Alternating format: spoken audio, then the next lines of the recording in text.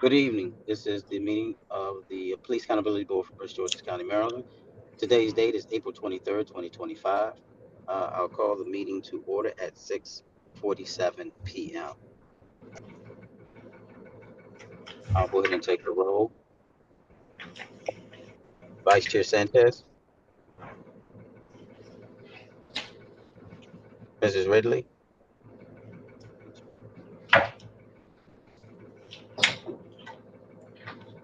Mr. Melton. Present. Thank you, sir. Mr. Jones. Present. Thank you, sir. Mrs. Maxwell. Present. Thank you. Mrs. Spring,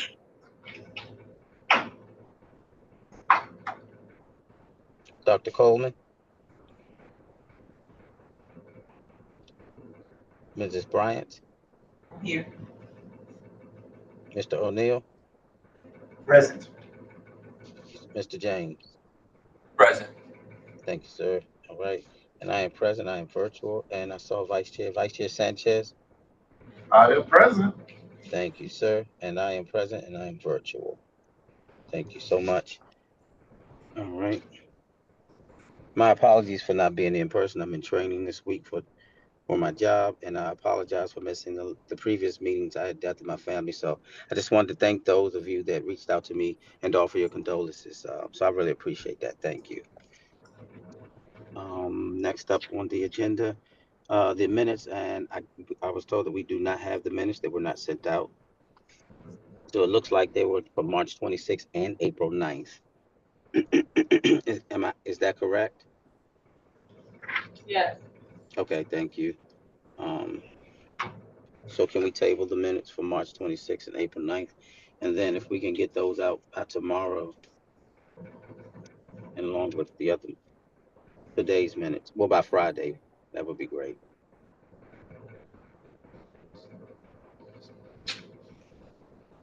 Um, Next on our agenda is the reports and sub updates for the subcommittees. I did ask Mr. Melton if he would lead start that off. So, Mr. Melton, are you ready, sir? Yes. Okay, great. Go ahead, sir. You have the floor. All right. So the first update will be for case review subcommittee, and as you all know, we presented um, efforts to begin our case review process, which for us would involve us looking at the ACC report in lieu of having a process for case transfer, being as though the AHB I'm sorry, the ACC is still waiting to hire their staff and aide who can transfer those files over for us so we can get a little bit more of an in-depth review of a sample of cases. And so in looking at the ACC report, the last time we had a meeting, we presented you all with some things that we were able to extract from that report for 2024. And so what we would like to do is present to you sort of where we landed, um, and then see if we can have a consensus from the larger board about any communication or request that we would want to make to the ACC.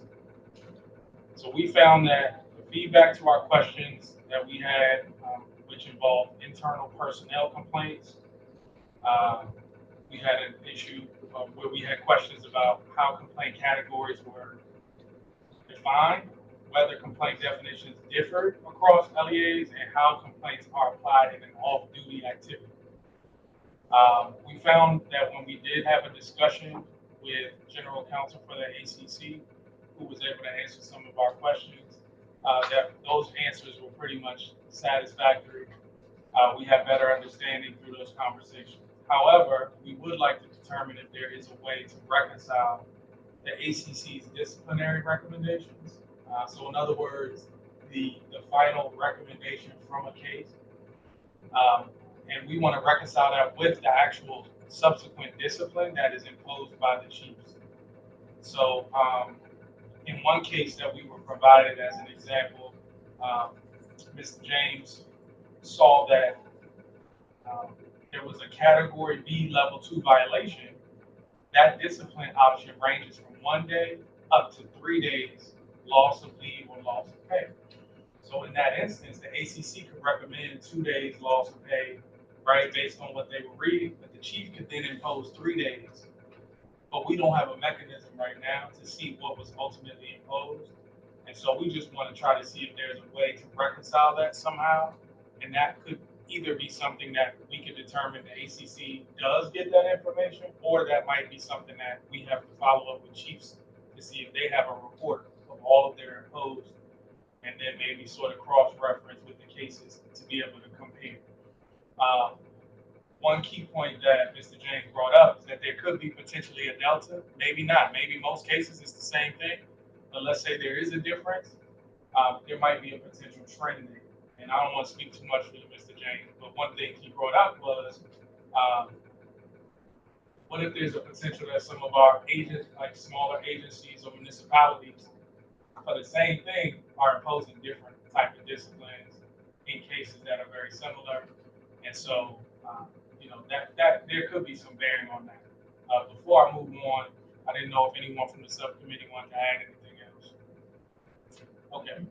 Um, Outside of that, we only had two other recommendations. One was that we would like to recommend that sustained cases, the cases where it actually was legitimate and sustained, accompany allegation percentages in their report.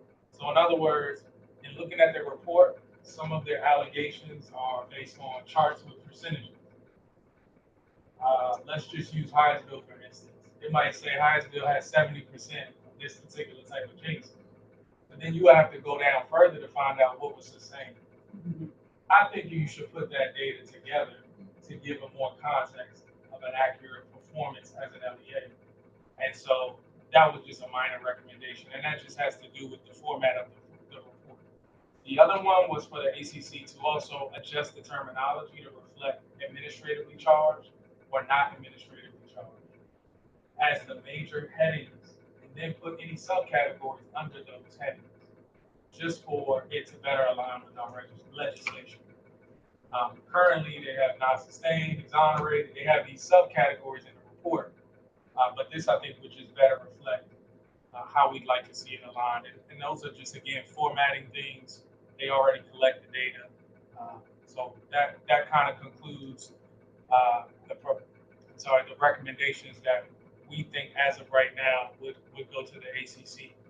But again, we want to submit that to the larger board for comment or agreement or disagreement. I think those are great recommendations. And, I mean, is there going to be a vote or discuss it?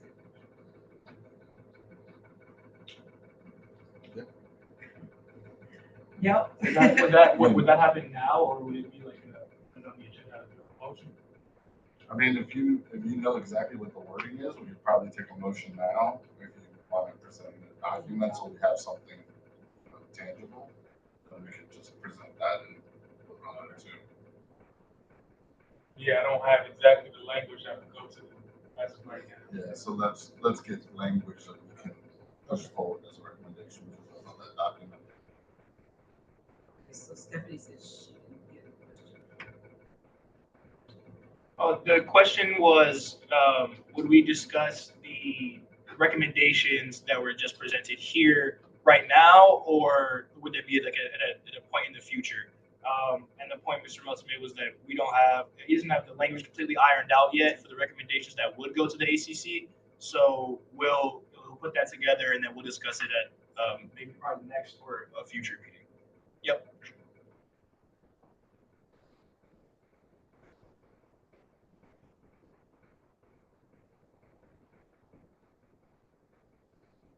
I'll go ahead and do the outreach. We did not meet this 2 week period, but I did get notice from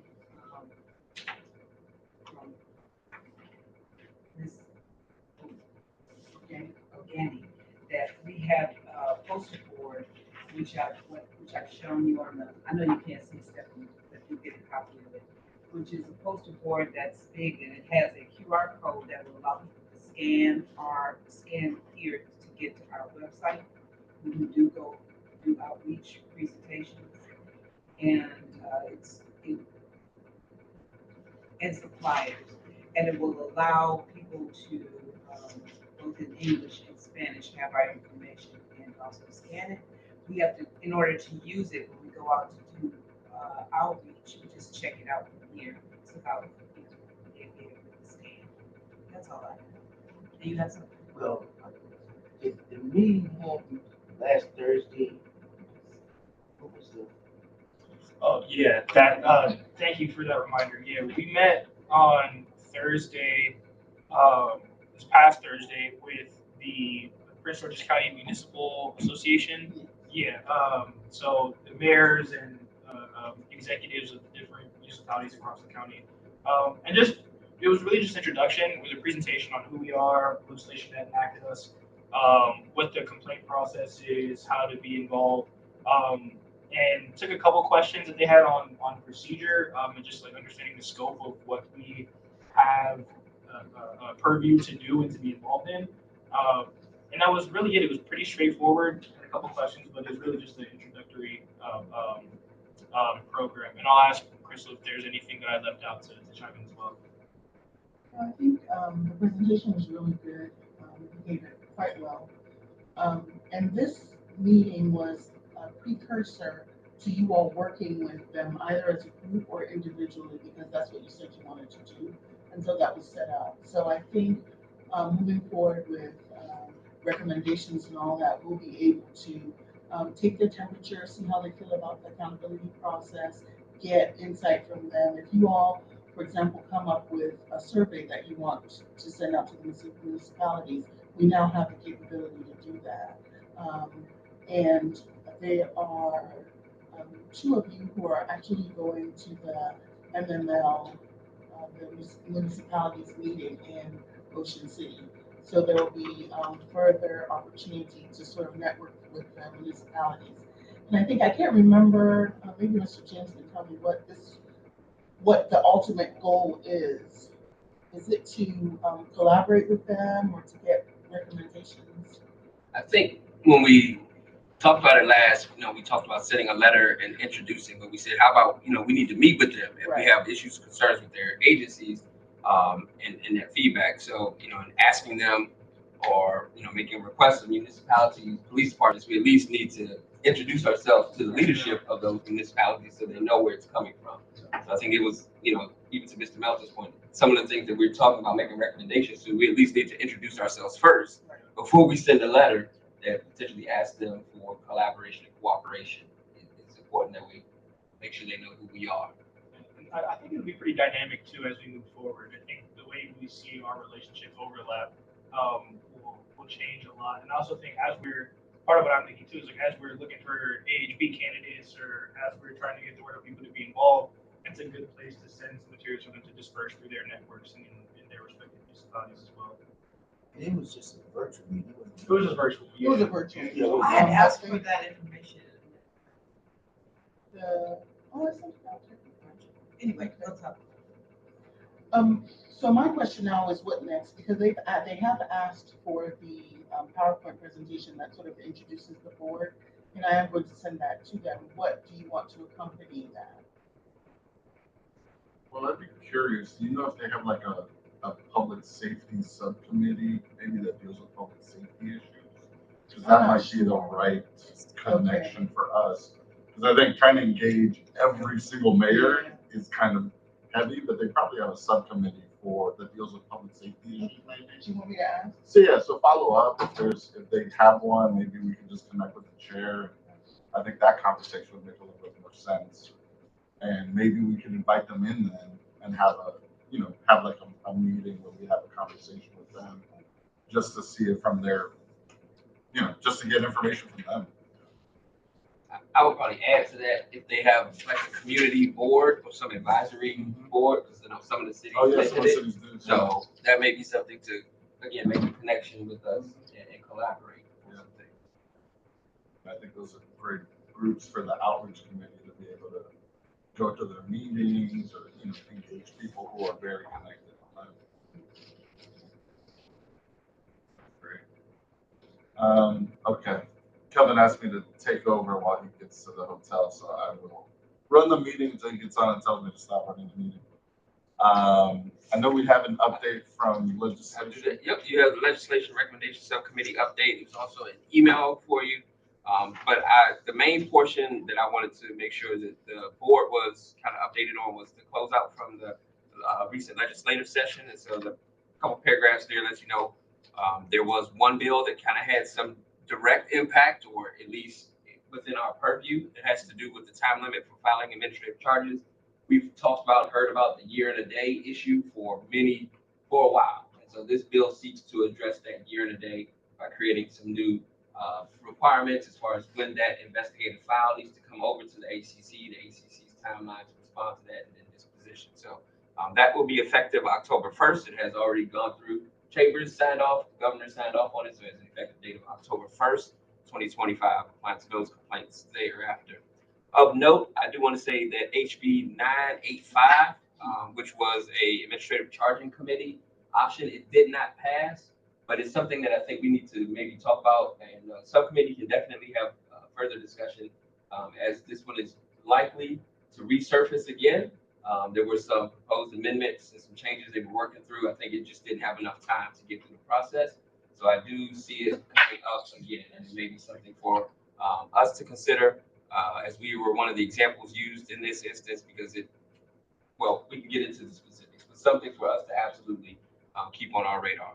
The tasks that are underway for the subcommittee are outlined there as well for you. Specifically, want to focus on make sure we get those recommendations submitted. So we'll circle back on those with the board to make sure we get the recommendations done for 23, 24, and then the annual report ones that we are compiling to make sure that everything gets put together. So that's the update from the legislation recommendation subcommittee. I got a couple committee members here. If they had anything to add, they can feel free to do so. And definitely open to questions. In the report, the 390, is it 395 days or is it 365 days? 395. Okay, So they so- have 360, they have 334 Mhm. to get the investigative report to the Right. ACC. Then there's another So there's 31 days on top. that'll get you to the 365, and then the So time that's that, the window. yep, that's the new window. And then the chief has 15 days under the requirement to execute the disciplinary outcome. So that's how you get all the way to the 395. I'm curious about the second one, HB 985. What would the additional ACC group that come? So that's a part of, some of the amendments, and the questions is, how would it be created? What's the composition? Is it the same?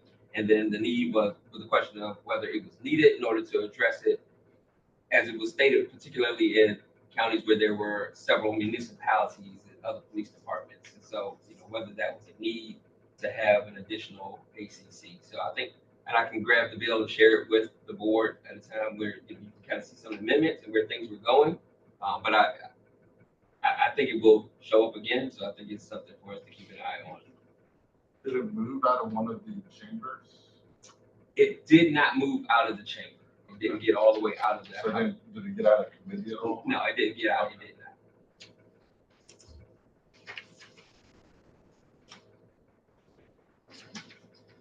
All right, anything else? Yeah, I had a So, question.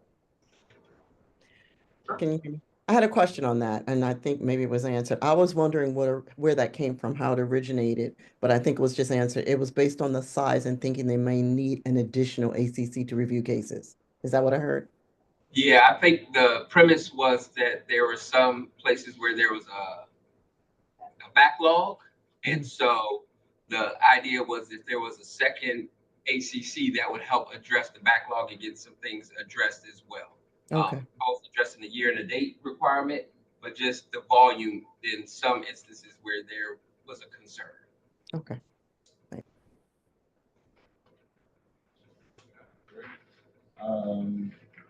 I didn't hear, is Dr. Coleman on? Okay. So that's data and analytics. All right. Sure, we can run through it, I guess. So this is appointments and nominations. Yes. I was wondering when you were gonna do that. Do we have to do that in closed session? No. well, this is an update on the work that the subcommittee is trying to do here.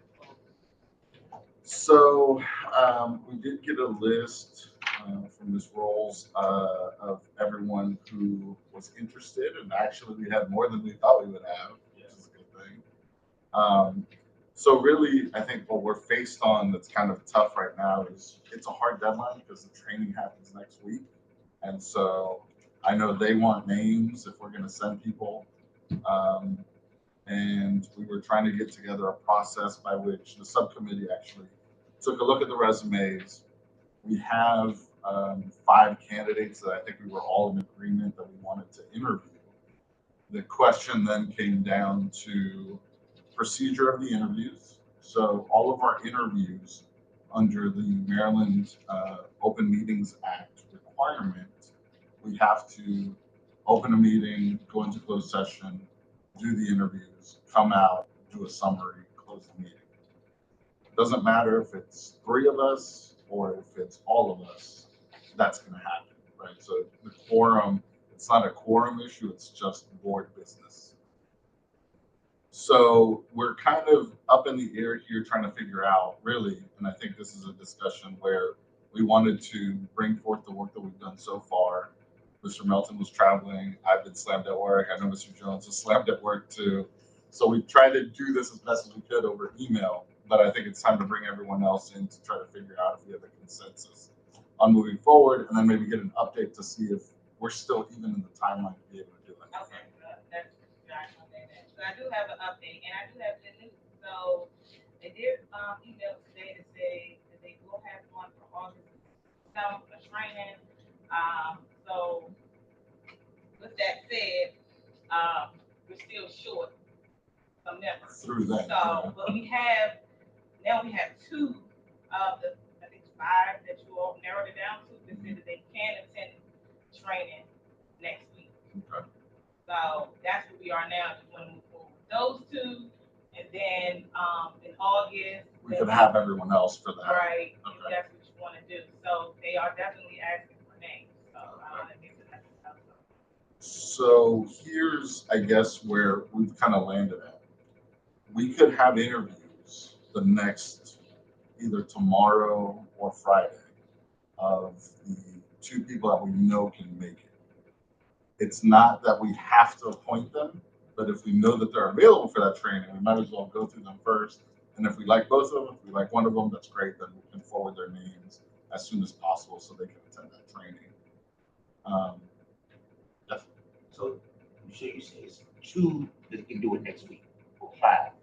yeah. Two out of the 5 that we like. Yeah, to clarify, we had a pool of 8 candidates.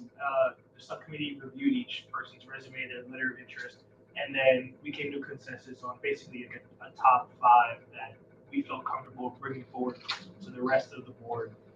And then Emily asked those folks if they'd be able to make the training next week. And of those 5, we recommended that the board should interview 2 of them so they're able to make it next week. Yeah. So really, it'd just be scheduling those 2 folks for an interview either tomorrow or Friday. I know we have questions that we wanted to update from our last process. We would also kind of have to work really quickly to just update and fine tune those questions. And then what the subcommittee wanted to do was then open it up so that any member of the board, if they wanted to attend, could attend and be a part of those interviews. So I guess the logistical question really comes down to who's going to be available when, and whenever the most people are available, then we'll just do it with whoever's available. So Presuming the candidates are available. Yep.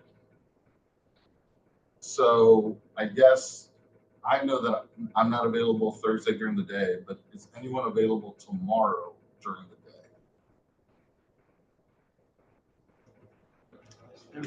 Yeah. Tomorrow. I probably have a couple windows that I have that are afternoon.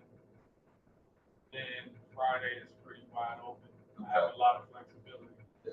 For Thursday, I have some. Okay.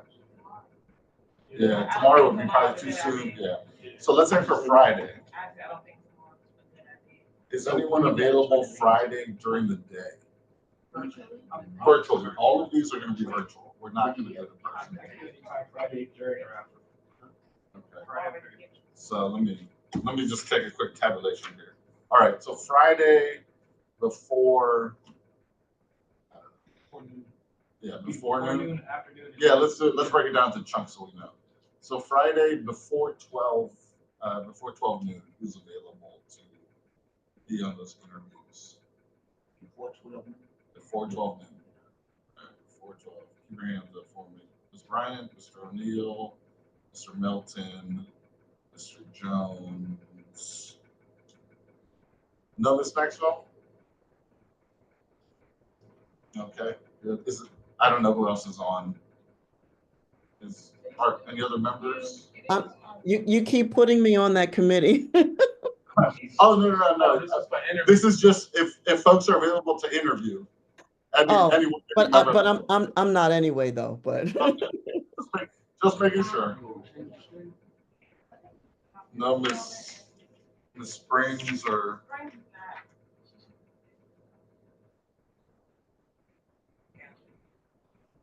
It's very sensitive. Oh, it's just us. All right.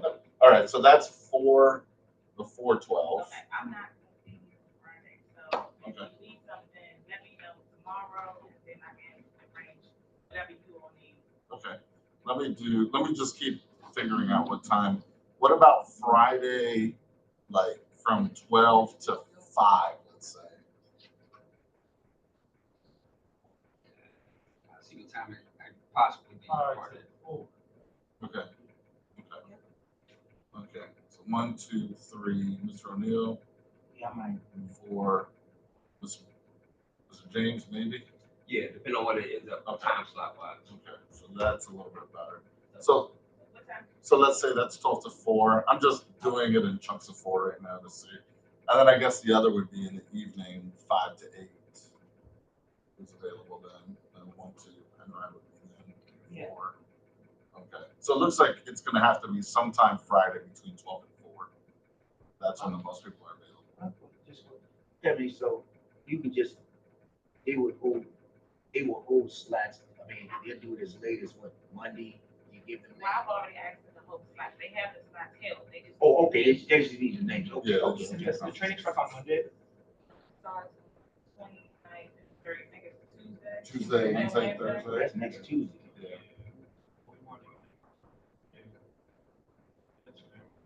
So just to be clear, this would mean that we potentially don't have the same interviewer panel for both slots. So ideally, we know we would want that normally. But just considering the circumstances at the time frame that we're up against and trying to get this expedited, that's one thing we would kind of lose. And then also just recognizing that we do want to ask the same questions. So we would need to, I can work to adjust them and tweak them, but they generally take, first time we did these, 30 to 40 minutes, little time for Q&A. So An hour an hour each interview max. Then after, we just vote on the. Yeah. Good, Mr. James. That was my question, whether Yeah. there would I be think- another meeting that. Yeah, I think at this point, maybe I'm gonna act like I think we can probably make a motion to empower the subcommittee to be able to vote and move whatever, and I guess maybe discuss if it's 5 people, if a 3 to 2 is good enough for you guys, if you guys get a simple majority, then I think, we could just make a motion to empower the interview panel to make the recommendation and to move those people forward to being appointed. I agree. So we have to let them, Go ahead. we just have to let them know by. On the actual Friday that they're gonna be going Tuesday. Yeah. So they already know that they are going to attend on Tuesday, we've already told them. The tenants, the two people we gonna interview. The candidates. Yeah. We have to let them know we approve that, Yeah. but they're expecting to be there Tuesday. it's easier that way because at least they're locked in. So yeah, And if there's some glaring issue, real red flags yeah. through our interview, we will Yeah. try to notify them. And I think even if we notify them Monday. So we tell them it's all right. You ain't gotta go. Yeah. Okay, I'm just. Okay, so I make a motion to empower the interviewing body of these candidates to approve the appointment of those AHP candidates. And then if anything, we can come back after and just affirm as a committee as a whole. So we can always do that just to kind of cover ourselves and we can have a little discussion about the candidate so that everyone is aware of who they've appointed. Yeah. Okay. So, So the interviews would be at what, do we know what time? the slot is anywhere between 12 and 4 on Friday. So would it be? So you can tell them between 12 and 4 and then just get back to the committee. Tell them they need an hour for the interviews between 12 and 4. So like one slot at 12, one at 1, one at 2, one at 3. So it's just the two people? Just the Yeah. two people. Just the Okay, two people. so one and three. Two, it's just for the So two like, people. okay, so you mean like 1 and then 2 o'clock? That's what you mean? So like if one was available at noon, but then the other one wasn't available until Oh, 3. I got you. So it could be a space. It could be You within don't- that you don't block. mind- You don't mind having a space. Right. It's just within that block. Yeah. Got it. Okay. Just within that block of time. Okay. I'm just trying to give you a window so you can work with them a little bit because Right. we're hitting them up like one day ahead. Okay. I didn't know if you were doing it second. Oh no, That's what you- that's, I got it. All right. they've said they're available, so I will trust that they're available. If Okay. anything changes for me, I'll join, and maybe we can. Can you send an email out like tomorrow in the morning, just or once you? How about this? Once you schedule the interviews, can you send an email out to everyone, just telling them, hey, this is when the interviews are happening. So even if folks weren't on the meeting, if they want to join the interview, they can if they're available. But just send something out so that everyone knows. I don't want to leave anyone out just because they weren't able to attend the meeting today. I would love to know who does attend which session or which slot, Yeah. because I would love to also allow individuals to ask some of the questions. It'd be good to assign those prior to. So, if we don't hear from you, I'm gonna presume you can't make it. But if you can, if you could just confirm which slot you would be making, then we can assign questions. O'Neill and Bryant. So right now it's Mr. Melton, Mr. Jones, Mr. James, Mr. O'Neill, and Ms. Bryant. This is for Friday, Yes. Friday. not tomorrow. Not tomorrow. Don't worry. Nothing tomorrow. No, nothing tomorrow. All right, so we've got the motion on the table, so I guess we can take a vote then. All in favor of approving the motion to empower the interviewing panel to interview and appoint selected individuals to the administrative hearing board, raise your hand, say aye. Aye. All right, Ms. Maxwell has said aye as well. Thank you. All right, the motion is passed. Just for a note, Chair put his vote in the chat, so that's captured in the minutes. All right.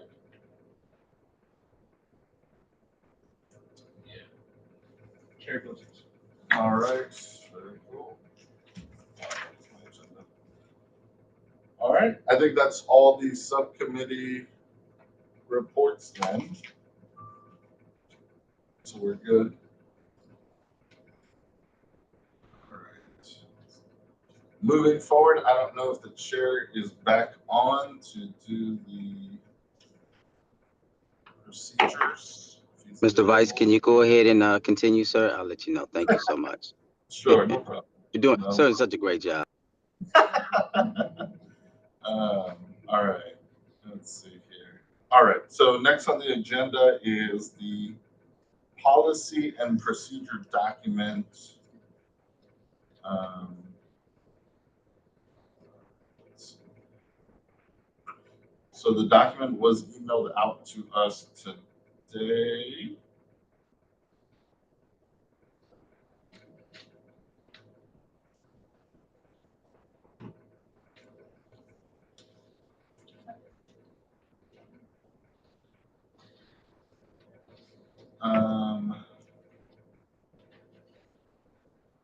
someone from the subcommittee that worked on that that's here today? I can speak to it to some degree. Just kind of like a where we're at and where to go from here. Okay, so this document that we were sent is the compilation of suggestions and recommendations that we made and were tasked with making. We had this conversation initially back in November. This conversation it got pushed down a little bit. We had to consolidate documents because there were a couple different things in a couple different places. But my understanding is that this is the consolidation of recommendations that folks submitted to staff in advance of this meeting. And so this reflects those changes, those suggestions. And now we just go through. Some sections of it were approved in our November meeting. Some sections need to be approved, tweaked, and whatnot. And that is what I'm presuming will happen today. Yeah. And for the record, in the document, I know there are comments in multiple places addressing questions or suggestions. So folks who are looking on their laptop or on your phone, in that Word document, there should be comments on the side that address the document as well.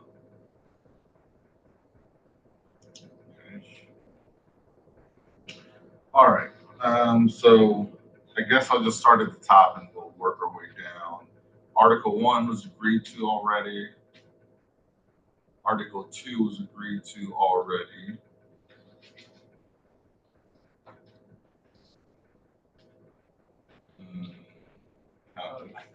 Kind of. On Article 2, I'm confused because the heading says we agreed, but then there are areas that still have outstanding questions below that.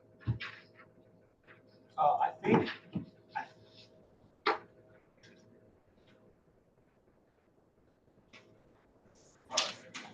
Here. All right, so we definitely agreed on Article 1. So maybe it's Article 2, Section A, because there's no notes on that. yeah, maybe that's where. So I think it was Section A, not, yeah, okay. So, The first question for the group to discuss would be Section B.3. yeah. All right, Section B.3. I guess there was a question regarding training that can be funded by the Section B, discretionary duties and responsibilities. PAB.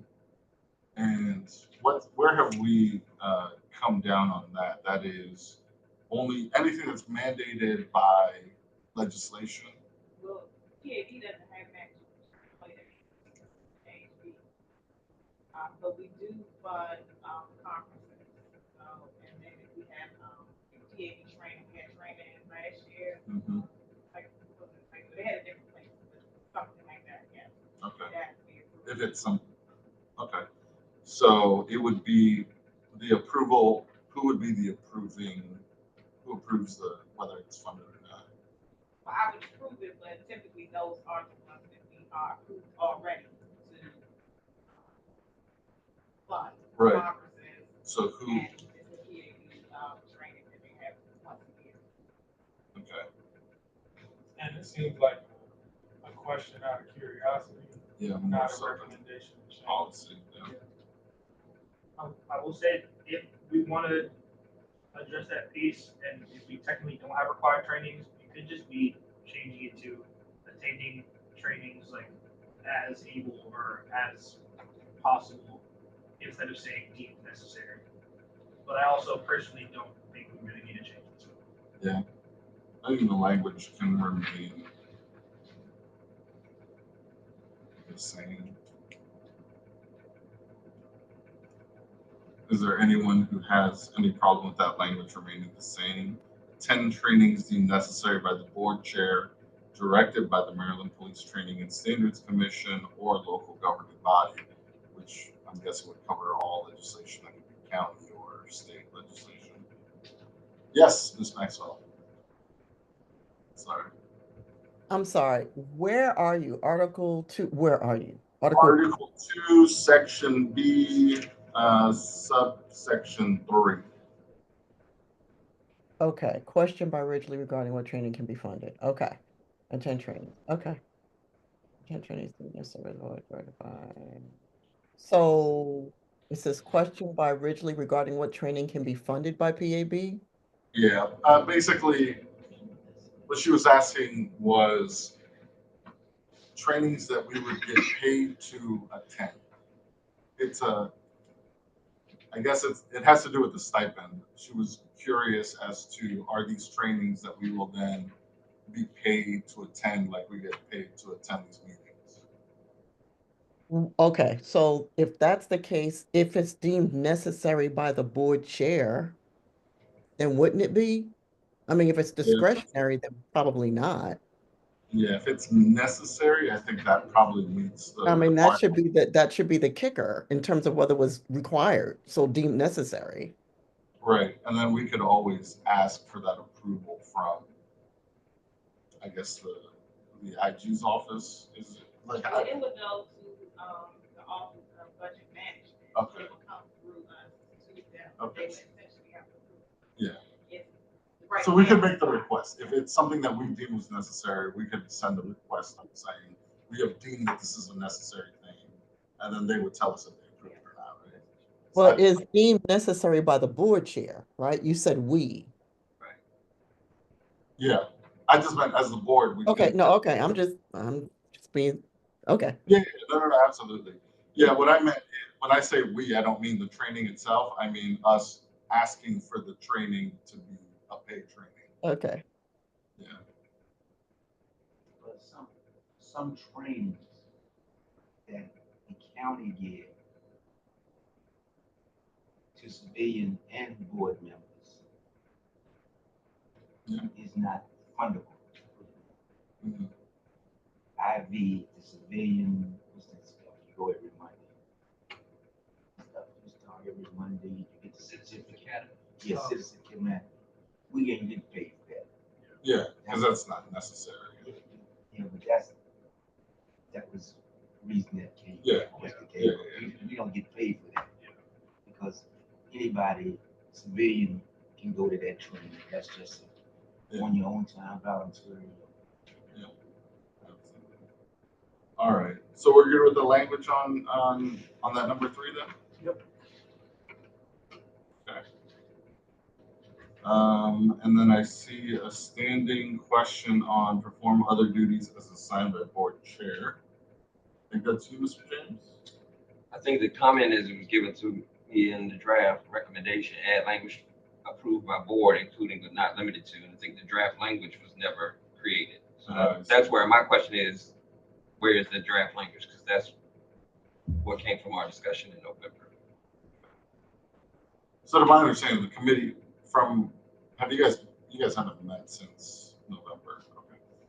I will say, I personally am okay with this language staying the way it is. I think adding a including but not limited to gets very specific, very technical, very difficult. It can be tough to work out. I think discretion can be implied to some extent in the rest of the document as it relates to this section and to this bullet. And then you guys took this language would have been in one of the other documents that you guys reviewed, or was this something that came up just? I don't know. Okay. My understanding is most of this has been like pieced from like individual efforts that have been consolidated right now. Like a formal subcommittee on it has not met in a while. These are just individual recommendations, suggestions that have been compiled into this document. So in an effort to just make a decision on this, Mr. James, do you have your language that you wanted to share? And The original recommendation didn't come from me. From our conversation, it came up in a meeting that this needed to have additional language approved by the board. As I'm reading this draft document, I'm like, okay, well, where's the additional language? So now we need to go back to November to what created this statement. It's not mine. Yeah, you're just saying where Right, if he told me go read X, Y, Z, I'm just looking for where that Right, is. because they started it, right, including but not limited to. And then so I suspect, I recall, there was a conversation around what does that mean? What are those other assigned duties? And the decision was at that point that there would be add language, that it would be assigned duties, but it needed to be approved by the board. It wasn't a singular person's decision to assign those duties. That draft language isn't there.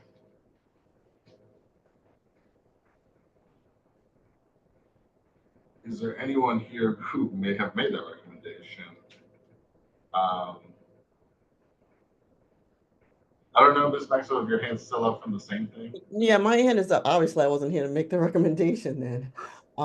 I was just adding to it. I know I said, I saw that and I said, also other duties within the duties and scope of the role of the PAB board member. I was just adding Yeah. language, just to make sure that we are clear that it's within the scope of the PAB. Is there a version that has your comments as well? Are you offering that now, or did you submit that before? No, I submitted that. Yeah, Oh, yeah. Remember at the last meeting, I had submitted it directly to, I forgot her name. And then I had to resubmit it because I didn't send it. It should have gone a different channel, and it did. So it's been submitted. My comments were submitted. Ebony, you got them, and I think Marva got them. Whoever I was supposed to submit them to 2 weeks ago, I submitted it that evening. I was just looking at the file name, and I did. That's what I saw. I know my initials were there in Oh, comments, so I okay. asked them, but I I didn't don't see know your. what happens after I submit them, but I know I did. Miss Coleman, I did it directly initially at the first time because I thought that's what I was supposed to send them to. And then I was told at our last meeting, and that'll be reflected in those minutes, that I was to send them to, I think was, Yeah, I think it was the Senate. and then she would send it to everybody. So Would you happen to have those so that we could just look at them and maybe we'll. are you talking to me?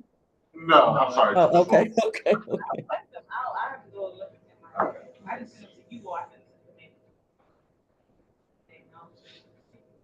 I will have to go and find them. Yeah, I think you know, print out just to consider, because I want to make sure we consider her comments. Oh, all right. Okay, so let's come back. I'm gonna put that one in the parking lot. She had a few comments. I didn't realize.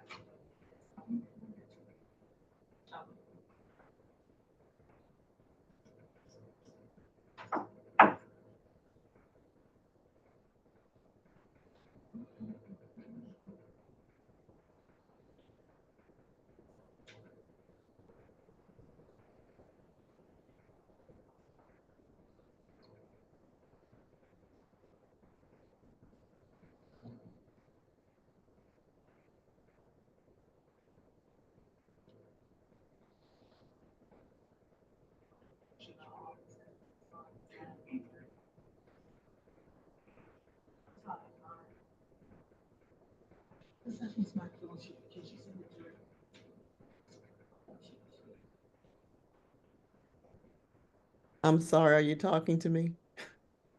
So I was actually. No, we're having sidebars right Okay, now. no problem. I just want to make sure. And actually, I was wondering if you can send it to me.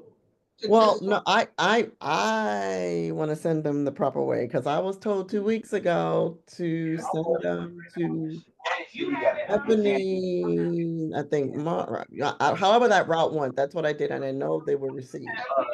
Thank you, Stephanie. Yeah, I'm okay. Mr. Jones has them, so we have them. yeah, I'm at 42 right We'll figure it out. It's all good.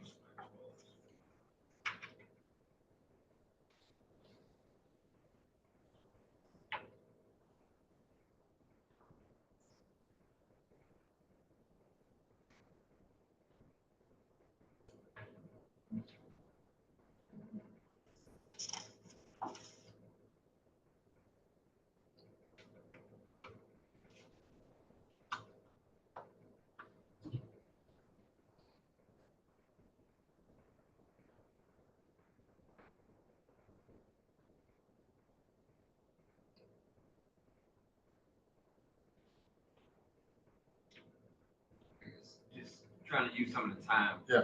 You know, I know there were some, from my own review, there were sections that we had discussed at the previous meeting. If you look there, 3. For example, we talked about the vice chair role. Yeah, Both both or languages elected, are still right? there. And we said Yeah. that we would have 2 Yeah. options, and there would be draft language presented to us for those 2, and that's not in the document. So I know for me, just trying to get through this document and trying to get it executed, I definitely want to, you know, reach the goal, but I think we're missing several pieces that we agreed to have draft language provided to us. Yeah. So we could be in that place. Yeah, I saw that through the review. Both sections right now, so one would have to be struck, and also then either one. Right, we would have to pick one, and then either one would have to be fleshed out. Yep. Yeah. Yeah. Yep. Because we still need a section for vice chair, even if it's a couple yes. of sections. Okay. I'll say, I think the way I kind of thought the vice chair separate section would look is just kind of establishing like the vice chair fills chair duties in absence of the chair. Sure. And then like, this is the term limit. I guess maybe that's worth discussion. Like, are there additional duties that we would want to give to the vice Well, chair? I don't even think he's getting at that. I think he's just getting at, he wants that laid out, right? Yeah. Like a Or- section 1, a section 2. Or we said we needed to make a decision. Is it Right. an appointment by the chair or Or vice is chair, it a or is it vote? an election by the Yeah. board? These are elections. And that's what I'm saying. We had 2 But we different haven't even perspectives, voted on and we that. haven't come to a. And then vote, and Can then we it's, vote on it? and it's voting on that. Yeah, I mean, we have a quorum, so we can vote on that now. So it's voting on that, and then Creating a section. then we have to create the section based off of whichever one we choose. I'd like to make a motion. Hold on, we don't have to make a motion. We'll vote on it. So We'll say, I believe it's reflected in this under section 2, subsection F.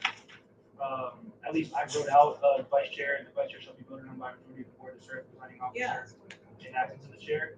What do you read from? From the document, Article Yeah, 2, two. F, so the last one, the bottom of Article 2. Article 2, section E. No, section F. Yeah, Article 2, section F.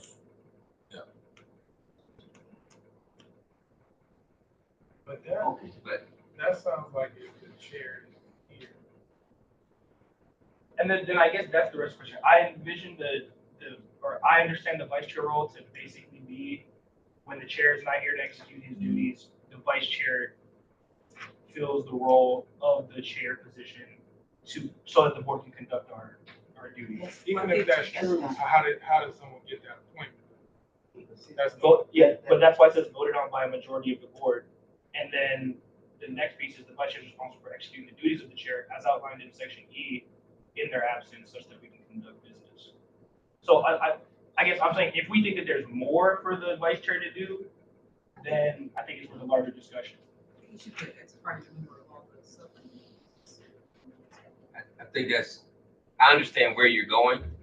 I think that chairperson is saying, right here designates the vice chair. When you look at it at the E1, right? It's saying designate. Oh, then we'd have to. So what I'm saying Yeah. is they're contradicting areas, right? Right. And so I think what we need to clearly state is the vice chair section. Is it elected? If it's elected, what's the term limit on that election? And then those duties and responsibilities can be outlined. If it's appointed, it can do the same thing. But I think the vice chair section, whether it has to do with on subcommittees, I think that comes down in the responsibilities. But the first thing we need to do, make a decision on is it an appointment or is it an election? And then we need And then to the put term limits. to Yeah, go with. and then with the term limits, the language, because someone's term Sure. could be bigger than the Correct. time that they're actually serving on the Correct. committee, right? So you gotta kind of like, we gotta beat some of those weird little things that could come up just to make sure that we don't fall into a black hole on the rules.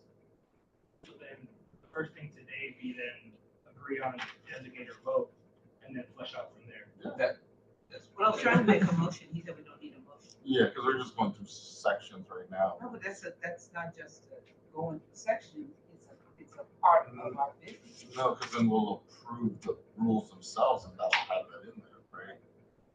Wouldn't section 1 be the appointed vice chair? Would that be just scratched out and just use F and cut off vice chair should be voted on by the majority of the board. Right. And then cut it off there. Not the part where it says to serve as presiding, that's understood like the part has. That should be the end of the sentence, and then another sentence. The vice president conducts the meeting and performs the duties of the chair in his absence. Right, it shouldn't be all together. Yeah. But I'm saying, could we just eliminate Yeah, I think we two, should. just two altogether? One is vice chair of the board of it. Oh, you're saying just take out Appointed by the president. we'll take out the designate the vice chair piece from E1, and then in F1, split it so the first sentence is the first sentence, then the next one, and then address the term piece. I believe is what you're saying. Yeah, just That's my recommendation. take out two in E1 and in E. And then when you get down to F, Oh, I see what you're saying. Yeah, two. The other part, Yeah. thank you. There we go.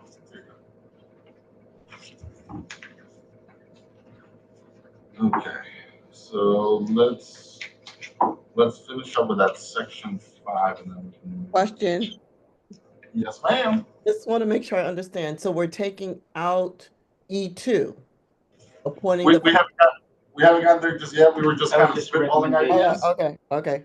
I'm So, silent again. Yeah, okay. No, you're good. We're spitballing ideas of how we may handle it. We're gonna have to take an informal vote here on which direction we're going. But I wanted to we got the recommendations that you submitted, so we want to go ahead and look at that language so we can deal with section B, question 5, and then we can move to a general question about which direction we'll go in. Let me see.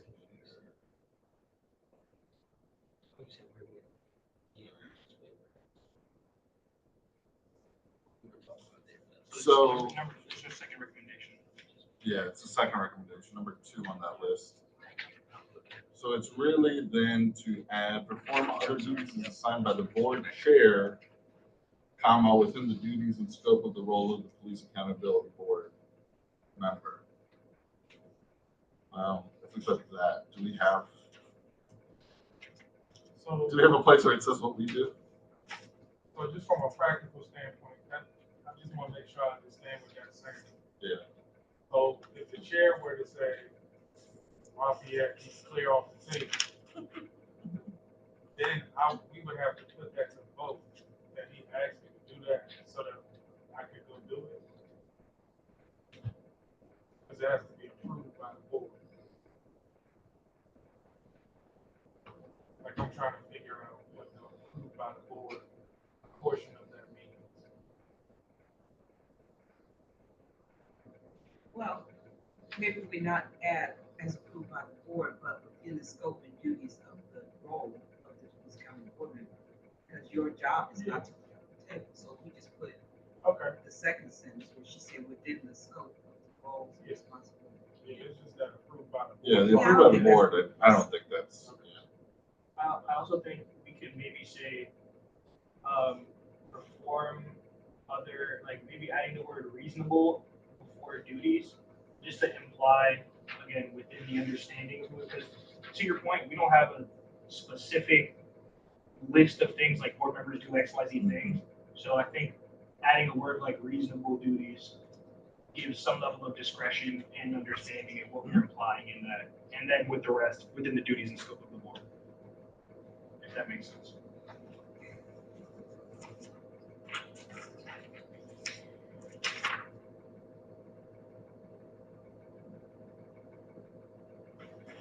Well, I guess technically subsection A of Article 2 has what our duties are. Oh, that's a fair point. Then we just reference article. Yeah, so So these are mandatory duties. Oh, no, but the point here is to. Yeah, to cover things outside of that. Yeah. Yep. Okay. Yeah. I recommended the adoption of the language as written with the addition of reasonable duties earlier in the sentence. How's everyone feel about that? So we would be saying perform other reasonable duties as assigned by the board chair within the duties and scope of the role of the police accountability board. Is it member or just a board? I think we have board. Within the duties and scope of the role of the police accountability board.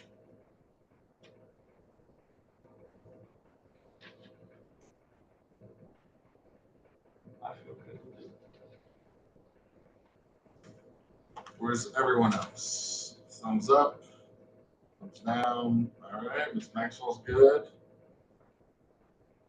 Mr. James, Mr. O'Neill, Mr. Milton. Yep.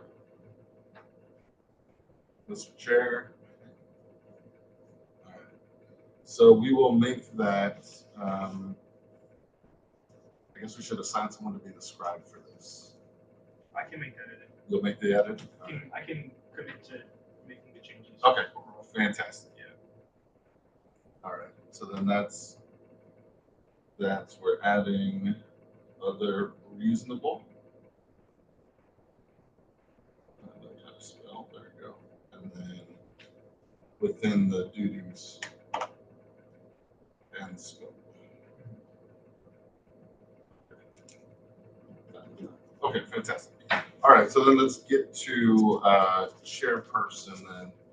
So yeah, so I guess now is a good time as any for us to decide, keep it appointed or go voted on by majority of the board.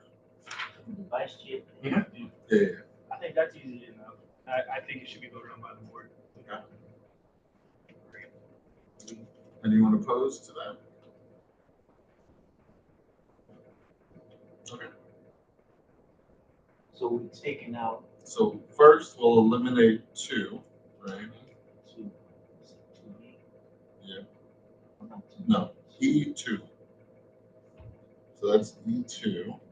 E2. Yep. Yes. E2. And also the line, or Yeah. like 5 words in E1. So, and Ms. Maxwell actually had a comment on the first part there in E1 to say,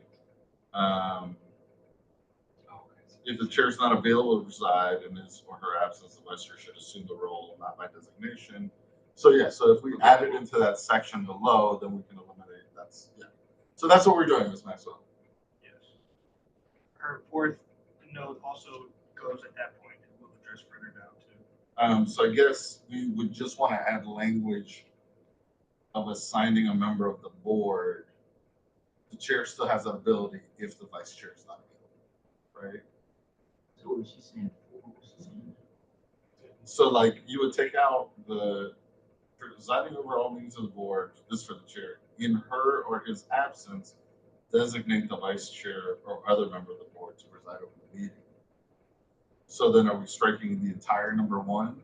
Or are we leaving language in so that if the chair and the vice chair aren't available, the chair still has the ability to say, hey, someone else can run the meeting because we're not available.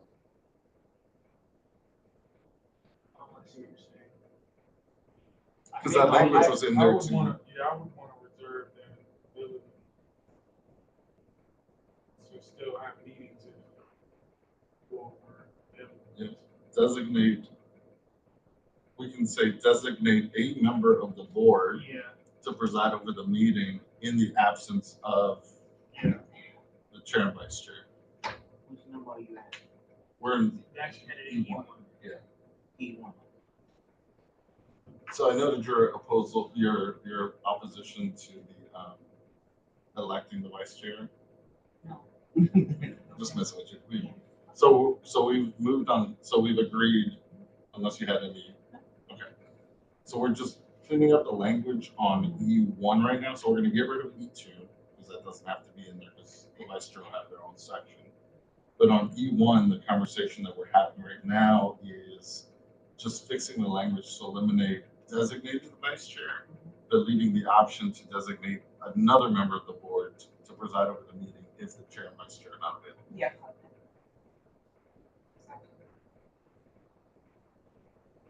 So designate a member of the board to preside over the meeting in the absence of the vice chair. I think if we just leave it preside over the meeting, because it It would only happen. would only happen if the chair, if the vice chair wasn't there to assume this responsibility. So designate a member of the board to preside over the meeting. Yeah. And then we eliminate number 2. All right. Good here.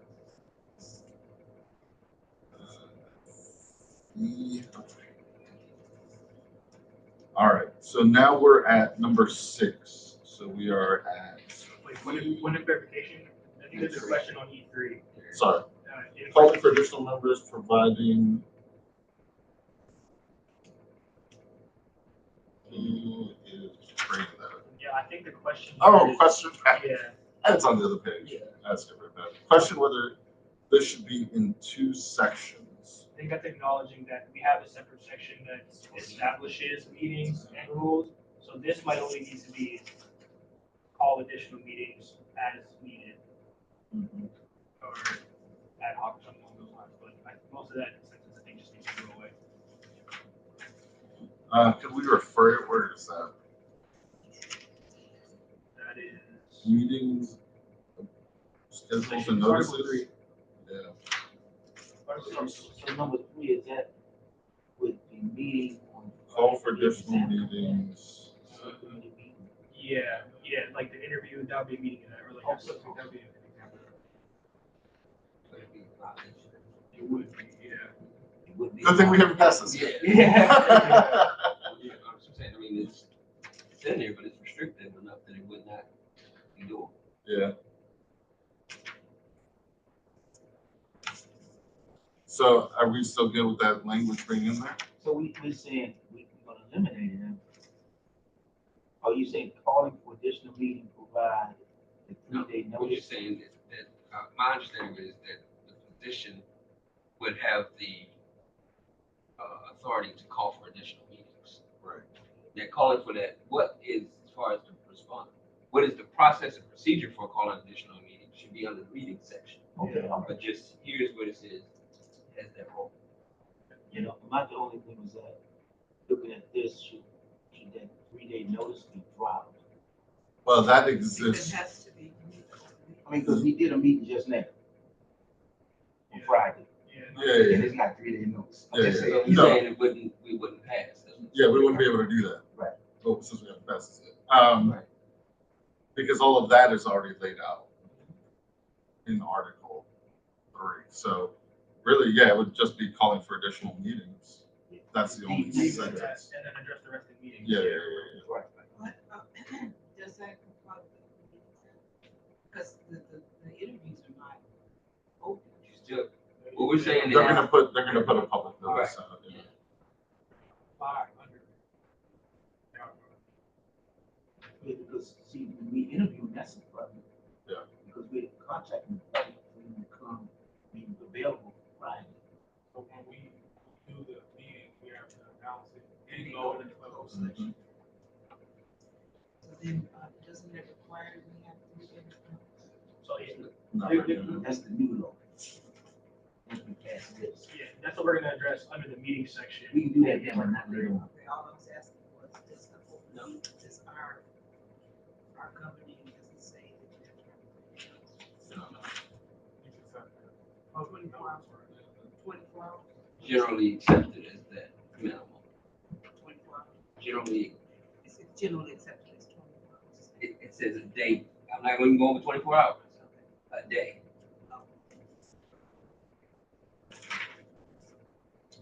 All right. Oh, You're okay. Listen, I've never. Don't worry. Okay. So we'll leave that for 3, just calling for additional meetings, and that's all that'll say. Yes. I have a question. Okay. I had my hand up, but because it's hard for me to hear. So I just want to make sure, are we asking? Because I really think it depends on what kind of a meeting it is when you have to provide the notice, if it's an official meeting.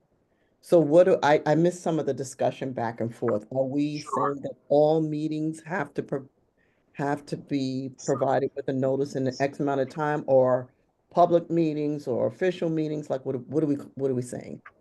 Yeah, so over in Article 3, so we're eliminating all the language that says the 3 days and all that stuff, because in Article 3, it actually has those rules under additional meetings.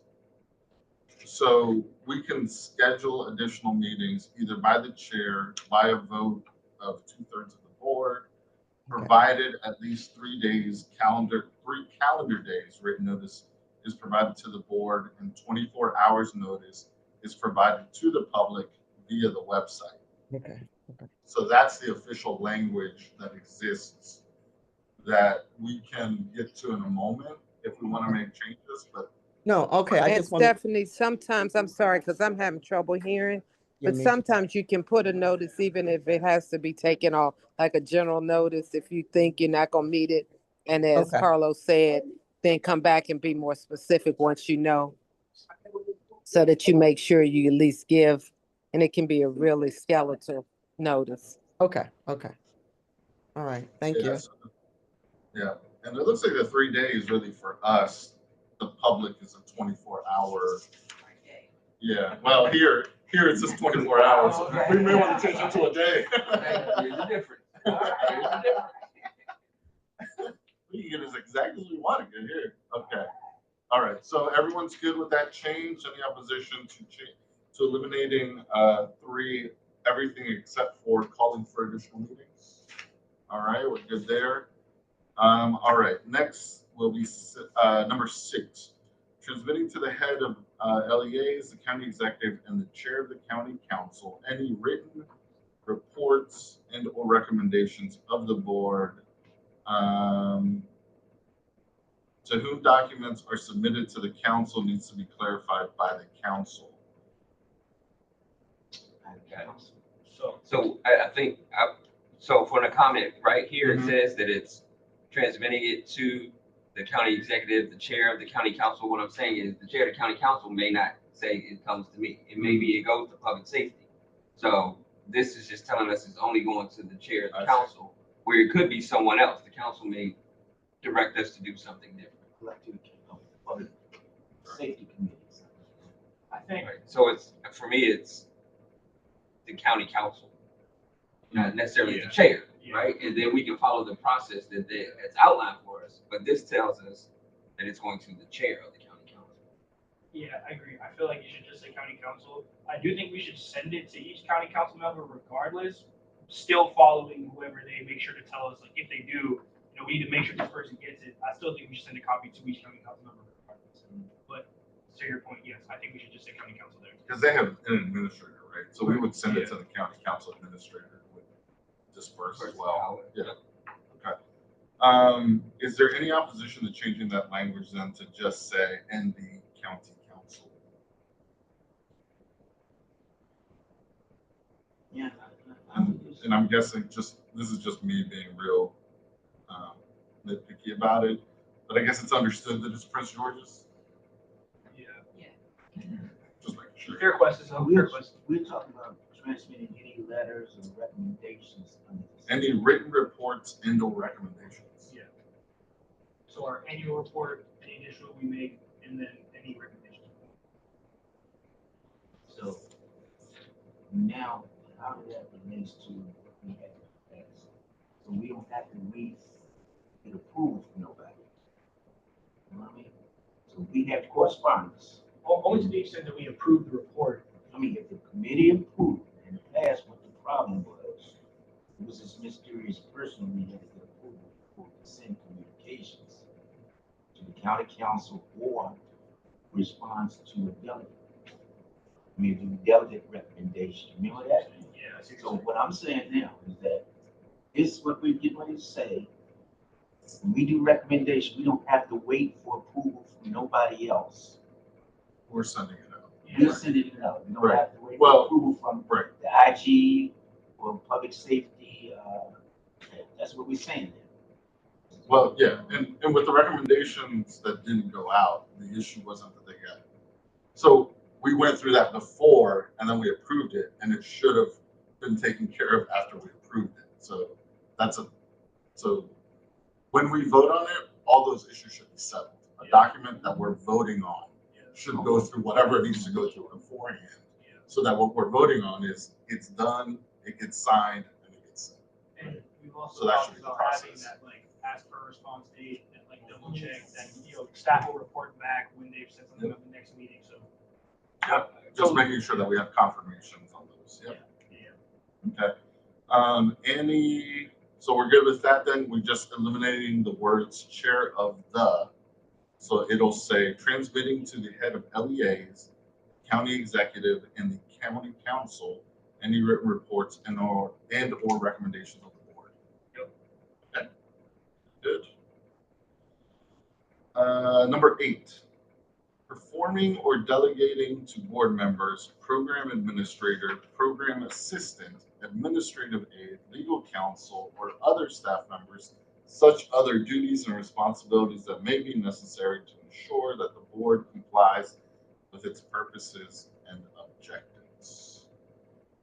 I agree with the comment with that. I don't think this needs to be a bullet at all. I think it's not under our scope to like formally delegate responsibilities to staff. And we also address the interaction between the chair and board members in an earlier point. So I think the removal of Article 2, subsection E, subsection 8, just removal entirely.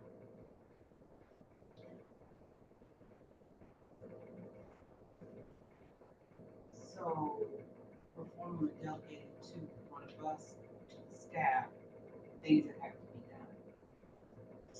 So I'm saying that we already have a section where we say the chair can ask board members what to do, and like all due respect to everybody, he's technically not their boss, right? And that's the only point that I'm making at this. Yeah.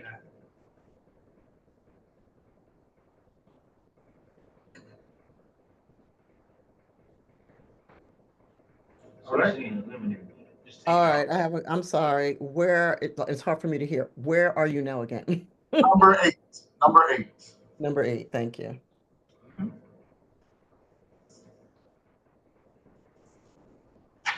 And we're saying that should be eliminated. That's my recommendation.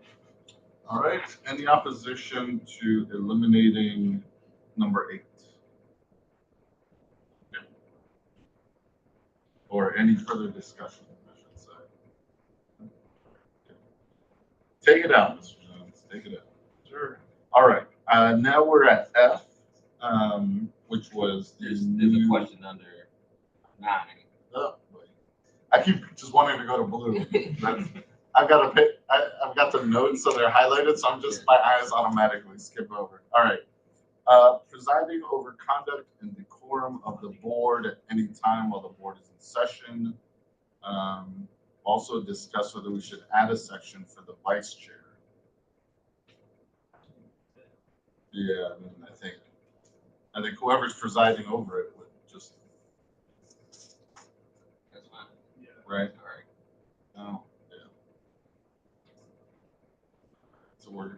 So we're good with 9, and we'll just take out that comment. Yeah. We'll settle that comment, I guess we can say. Yeah. All right. Excellent. All right. Now we're on to F1 or section F on the vice chair. So first, I guess number 1 should be the vice chair shall be voted on by a majority of the board. Period. Right. Then you just, yeah. I mean, the term can go wherever. So, do you guys want to leave the term as 2 or bump that down? Just add the second sentence, vice chair shall serve as presiding officer of the chair. the second bullet serves as providing officer and the rest, and then leave vice chair serves a 2-year term as the final one. Or since we're talking about election to election, then term, then duties. Oh, I see what you're saying. I don't have a preference either way. Just Voted 2-year term.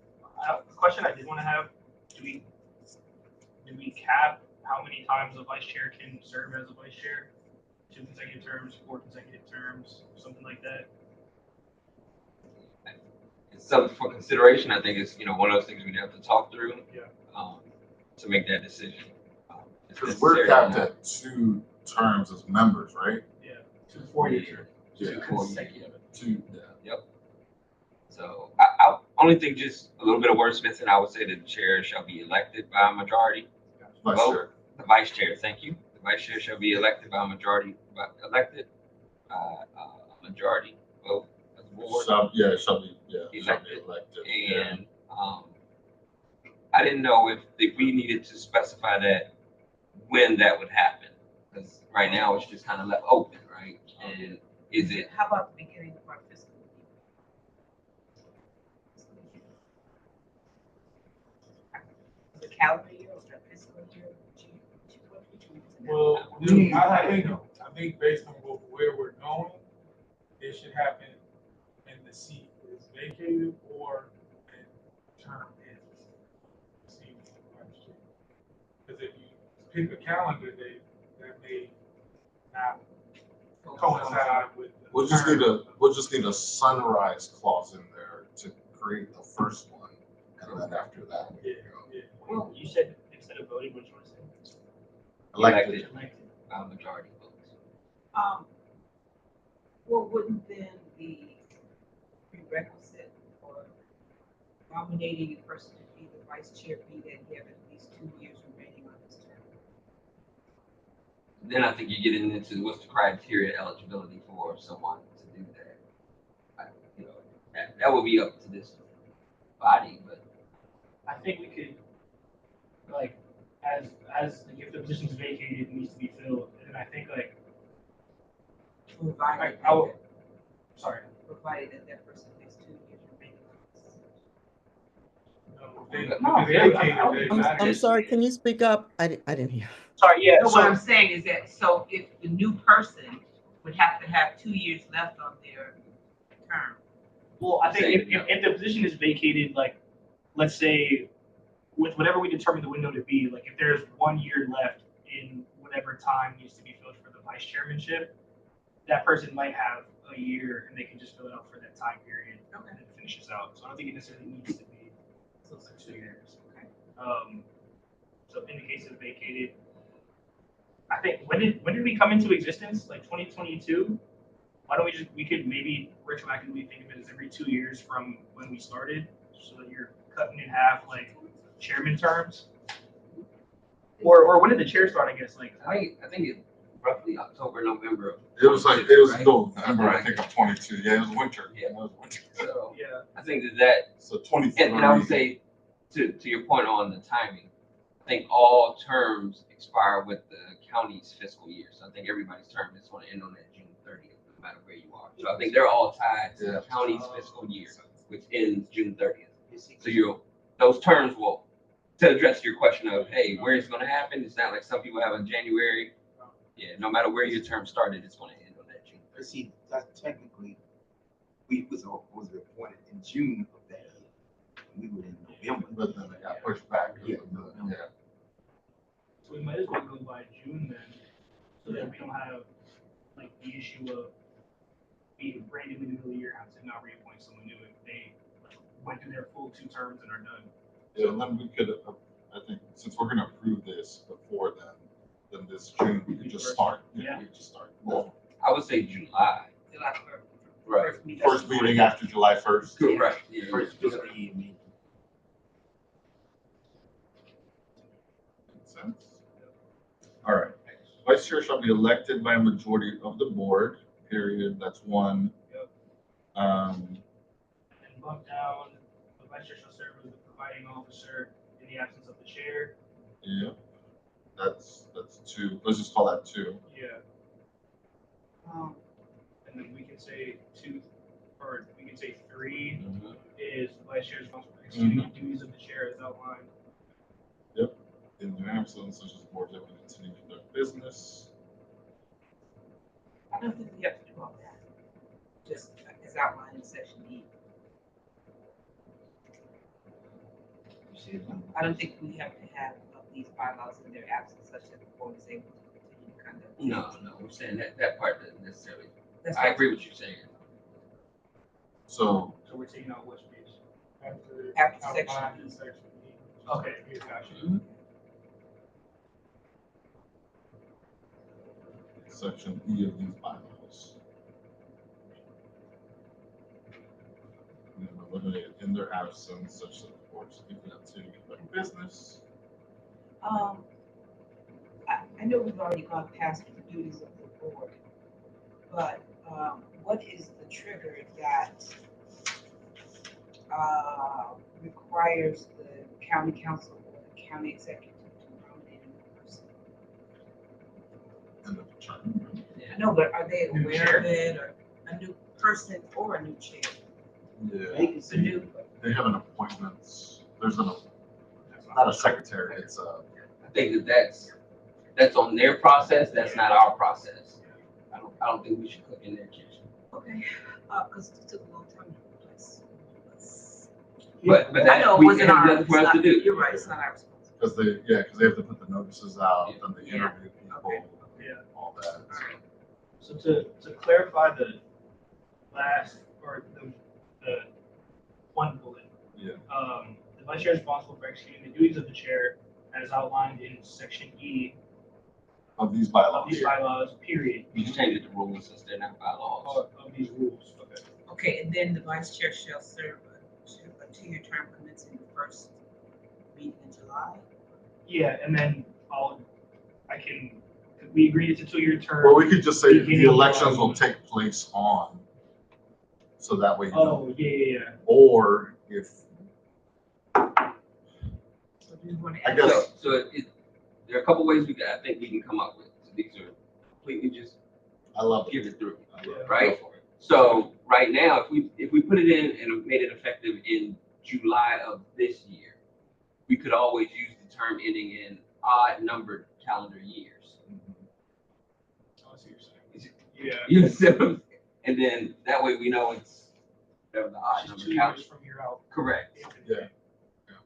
And then just a clause also, because if the person vacates Correct. for whatever reason, then that would also So trigger.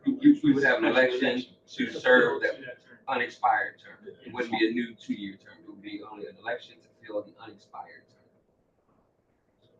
So that way we always know that the 2-year terms begin on odd number years, July 1st. Yep. So even if it's for a month, because the person's gone, they serve for a month. Yes. Makes sense. Did you catch that, Ms. Maxwell? I'm watching it now. I'm watching it. I'm trying to make sure we're. Thank you. All right. So to clarify, 2-year terms, elections taking place at the first meeting after July 1st of an odd number calendar year. In the event of a vacancy, elections will be to fill the remainder of the unserved term, The unexpired. unexpired. Yep. That's a smart. Beautiful. All right. Okay. Anything else for that section F that anyone can think of? In there. Awesome. All right. G, it says we're agreed to. I don't see any questions. And let me check the document here. Nope, we're good. Okay. H, protocol. 1 is agreed. I think 2 doesn't have an agreement to it. No member shall hold private meetings with other members of the board to discuss business of the board. Then wouldn't that negate the subcommittee? That's not necessarily a private meeting, but It's unenforceable anyway. I mean, how do you know a private meeting happened? Right. Someone's snitching. Exactly. So, Snitching on themselves to get in trouble. it's unenforceable. Okay, number 4 says submit any request for information. So I know for me, 3 is I think I've got a comment there that it seems too restrictive.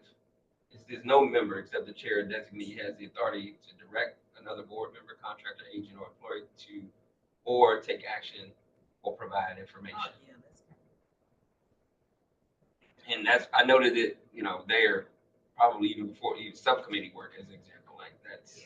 So this is way too restrictive. let's take out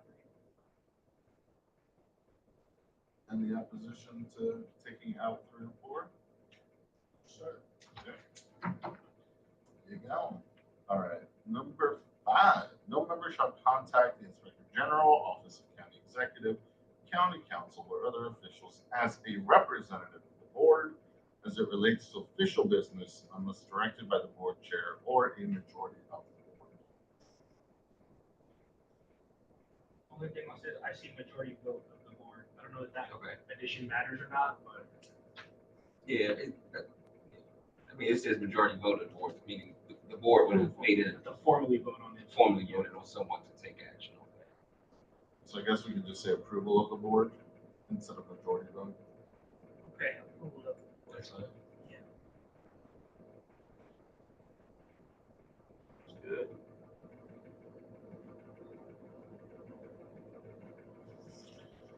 Okay, so we're good with H. Anything else in protocol anyone wants to add? All right. Conflicts of interest. The section appears to have been approved already. Yeah, I know. And We then have we have- noted it's redundant of what we already agreed to in our code of ethics. With the county, yeah. So it's All right. Article 3, meetings. Section A, number 1. Regular meetings will be held at least quarterly, and when held, will be scheduled for the second and fourth Wednesday of each month at 6:30 p.m.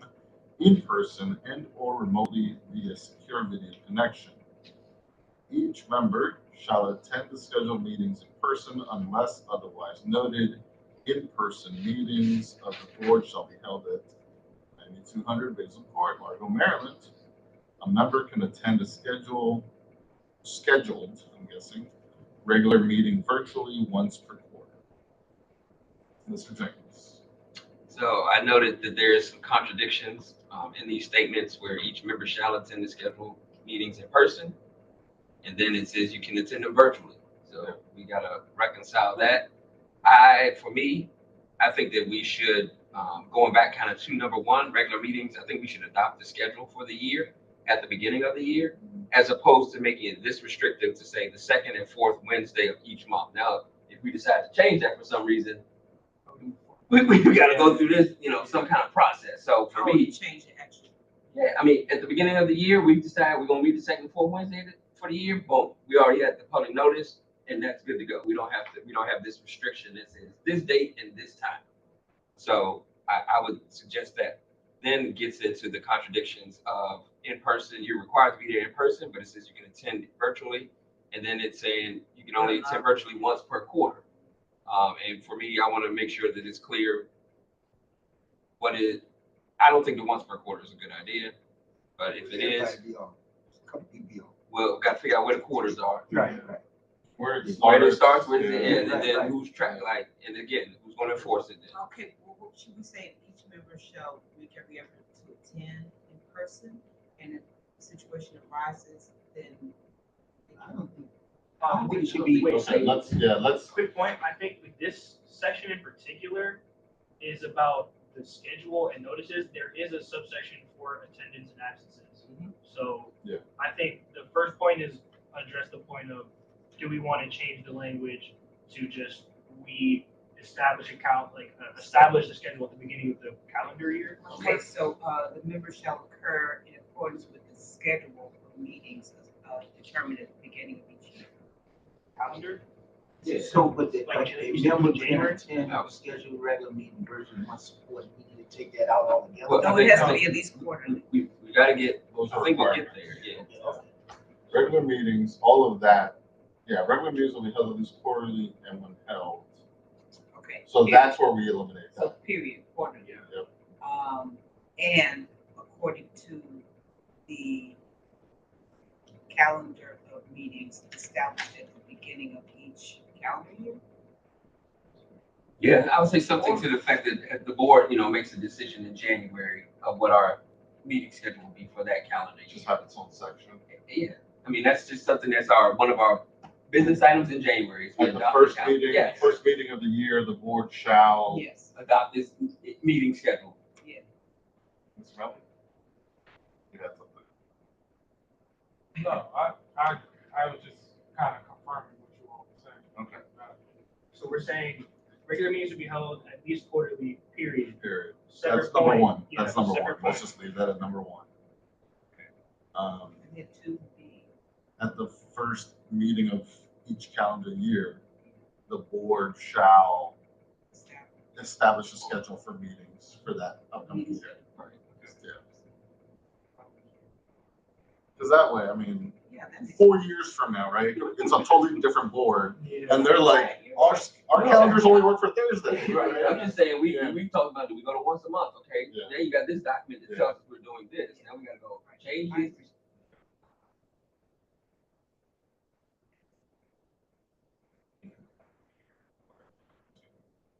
I'll make it prettier when I. Yeah.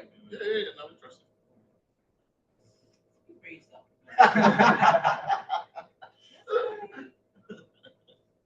All right, so that's one. Two will be the actual creation of the calendar, right? Yeah. And then three,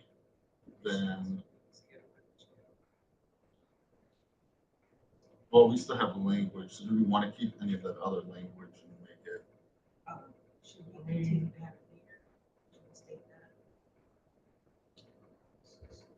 So here's my opinion on it.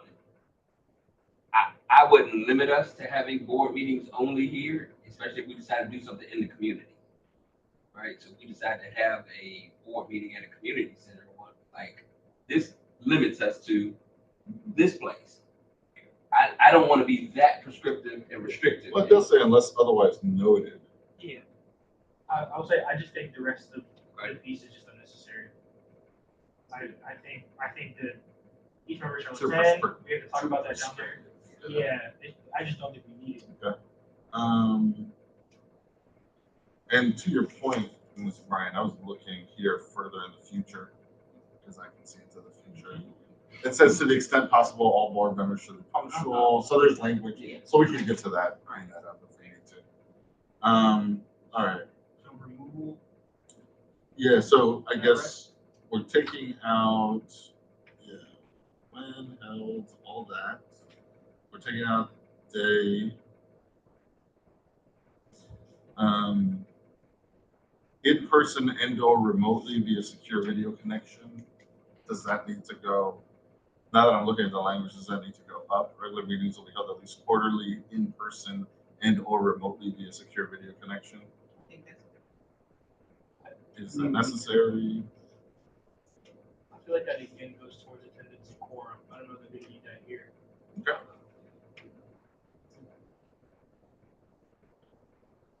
I guess my only thought on that would be that would then make sure that if we're making it open to the public, that we're always having a virtual option for the public so that it's not just. Oh, I see what you're saying. Like when meetings are scheduled, they need a virtual component as well. Okay, yeah, that's fair. I'm okay with that. So we'll just add that little section there. Okay, great. And then the rest of the blue we're striking, right? Yeah. Including a member can attend a scheduled regular meeting virtually once recorded. Okay. There's that on page and a half. meeting was decided. All right. Okay, good there.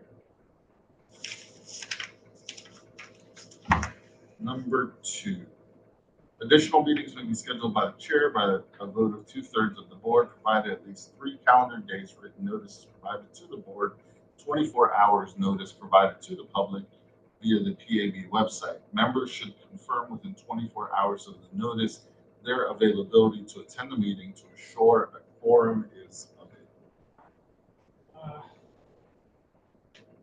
We don't do that now. Well, this is for additional If meetings. they're not able to attend, rather. Should it? So I like the way of saying, put it in practical, right? So if I'm the chair, just use that example, and I call a special meeting, I think that the chair has that authority to call that special meeting. And the question is, if I call it, are enough people going to show up? Oh, I see, yeah. See what I mean? You know, I was thinking about regular. Yeah. Yeah. So I think that's why it's saying Yes. you have to confirm within 24 hours of that notice if you're even going to make that special meeting. Yes. Otherwise, What's the point? what's the point? Yeah. I'm okay with this.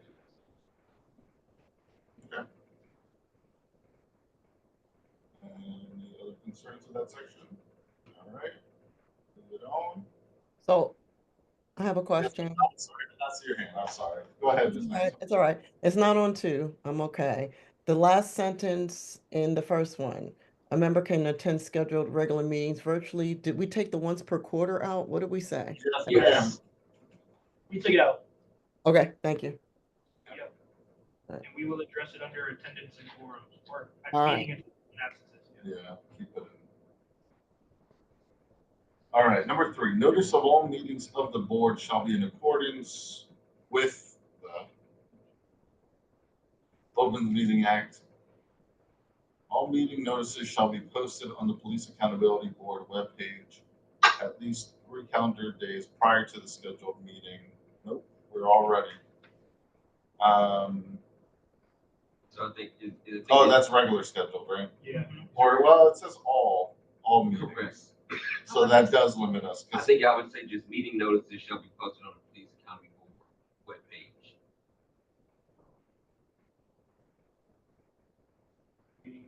Because we've already said above that we will provide those 24 hours. But that's the notice to the membership. No. Yeah. And 24 hours notice provided to the public via the Gotcha. PAB website. Yep. So we've already established a 24-hour notification. Yep. So I So 3 days would be 2, but yep, it's, not possible. yeah.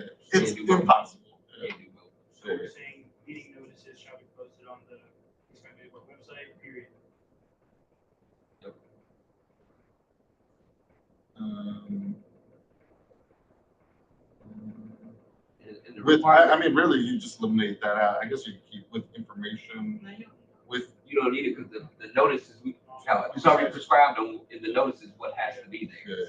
So we don't have to say. Yeah, all meeting notes shall be posted to the webpage. Yeah. And just leave it at that.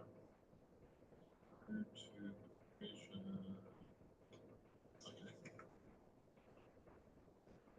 We're all good there.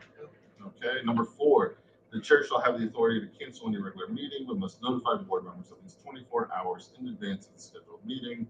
All meeting cancellations must contain a clear explanation for the cancellation. Scheduled meetings may be canceled if a majority of the members of the board have notified the chair of their planned absence. That language was fixed. Will result in a lack of, and will result in a lack of a quorum. Cancellation notices must be posted as soon as practically. So it's practical. Yeah. Possible before the meeting date and time. I put a date to that, but I'm looking at documents all day. I'll blame it on that. Cancellation notices must be posted as soon as practical or prior to the meeting date. The only thing I'll add here is I had an addition of text of after the majority of the board members of the board have notified the chair of their plan that their planned absence will result in a lack of a quorum. semicolon, if an unforeseen circumstance arises which will inhibit the ability of the board to conduct business, and then semicolon, due to holidays. Which kind of, I feel like, covers the gamut. Like, there might be a reason to cancel a meeting that isn't just we don't have quorum. Okay. Like the weather, well, we could have a virtual meeting. Correct. Yeah. So, But if the electricity is out. I don't know. Like, Yeah, it might so be like an insurrection or something. Absolutely. Might have to cancel. You know, like A hurricane came, so yeah, we don't have, like something might happen. we got Wi-Fi for a while. okay. God forbid. Yes. No, if county is closed. Oh, then we right. will close.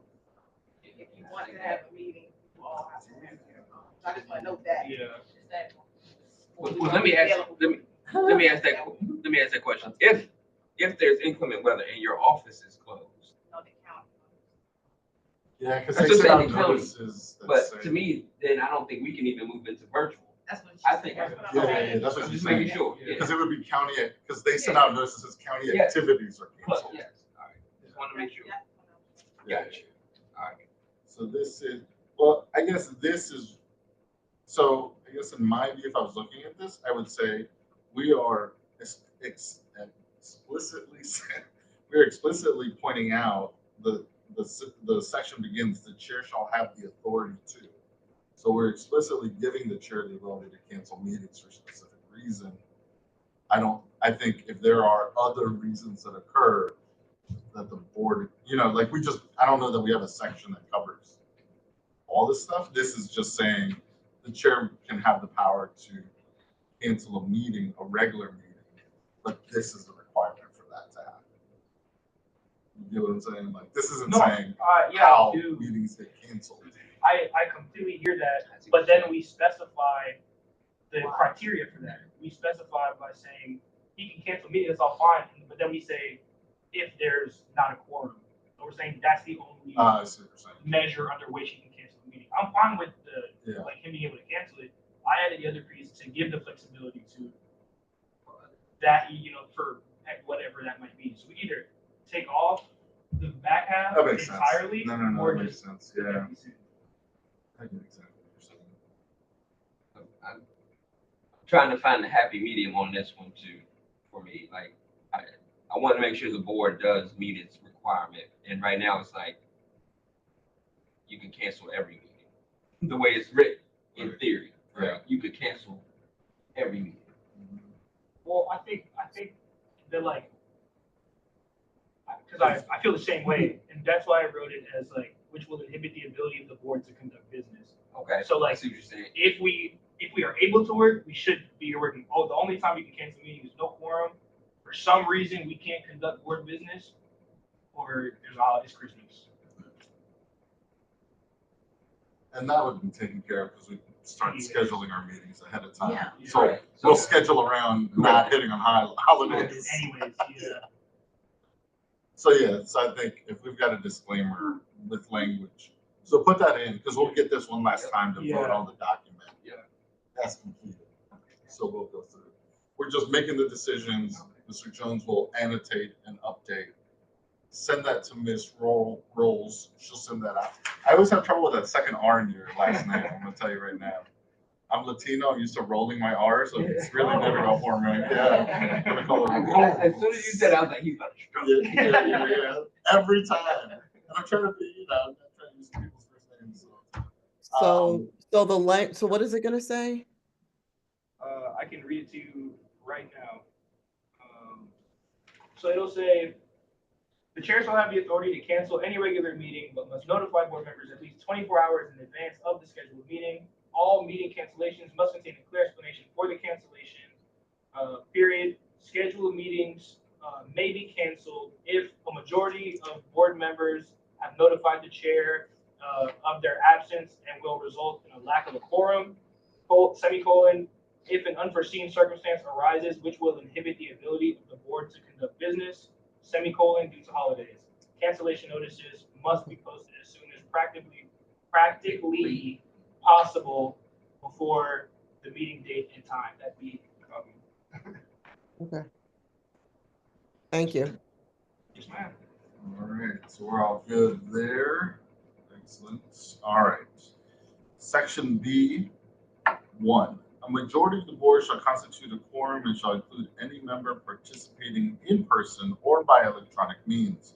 A quorum shall be present before the board can hold any meeting, conduct any business, or vote on any matter. A tie vote by the board shall be interpreted as a defeat upon the motion upon which the vote was taken. Agreed. My only issue is I think we should take out attendance from the title. I think this one's just quorum, and then C is attendance and absences. Yeah, Well, should we so not you take put, out quorum, so I would take out attendance. I think the final line that is not applicable to quorum either. The vote is not applicable to quorum. Yeah, I almost feel like, isn't that in Robert's rules? It's already, yeah, so we adopt Yeah. this and we adopt Robert's rules and we adopt this. Yeah. So we're restating it again. Yeah, We've Robert's- already adopted in the opening, Yeah. when we say we're adopting these governing documents. They already, like the Open Meetings Act, we've already adopted that. So Yeah. our notices is already Yeah. there. Robert's rules, we, all right, so should we not state, because it says majority. So does that mean six? Yeah, simple majority. Simple majority, Yeah. not two-thirds. I think majority is generally implied simple unless a Correct. different mechanism is implied, like it's outweighed. Take out attendance and title, and then Did you say 3/4?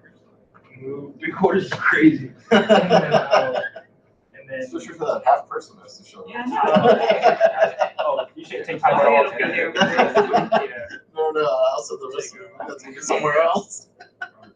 Cool. We'll take out that last sentence. Yeah, just yes, And exactly. meetings and attendance. And then meetings and attendance. Yep. Meetings, attendance, and absences. 1, to the extent possible, all board members shall be punctual for all meetings and notify the chair and/or designate in advance if they expect to be late or absent. Board members shall notify the PAB program administrator at least 24 hours prior to the meeting if they are attending virtually whenever possible. so I would just say, maybe it's further down. I'm just trying to figure out if you're not gonna be there, Oh, okay.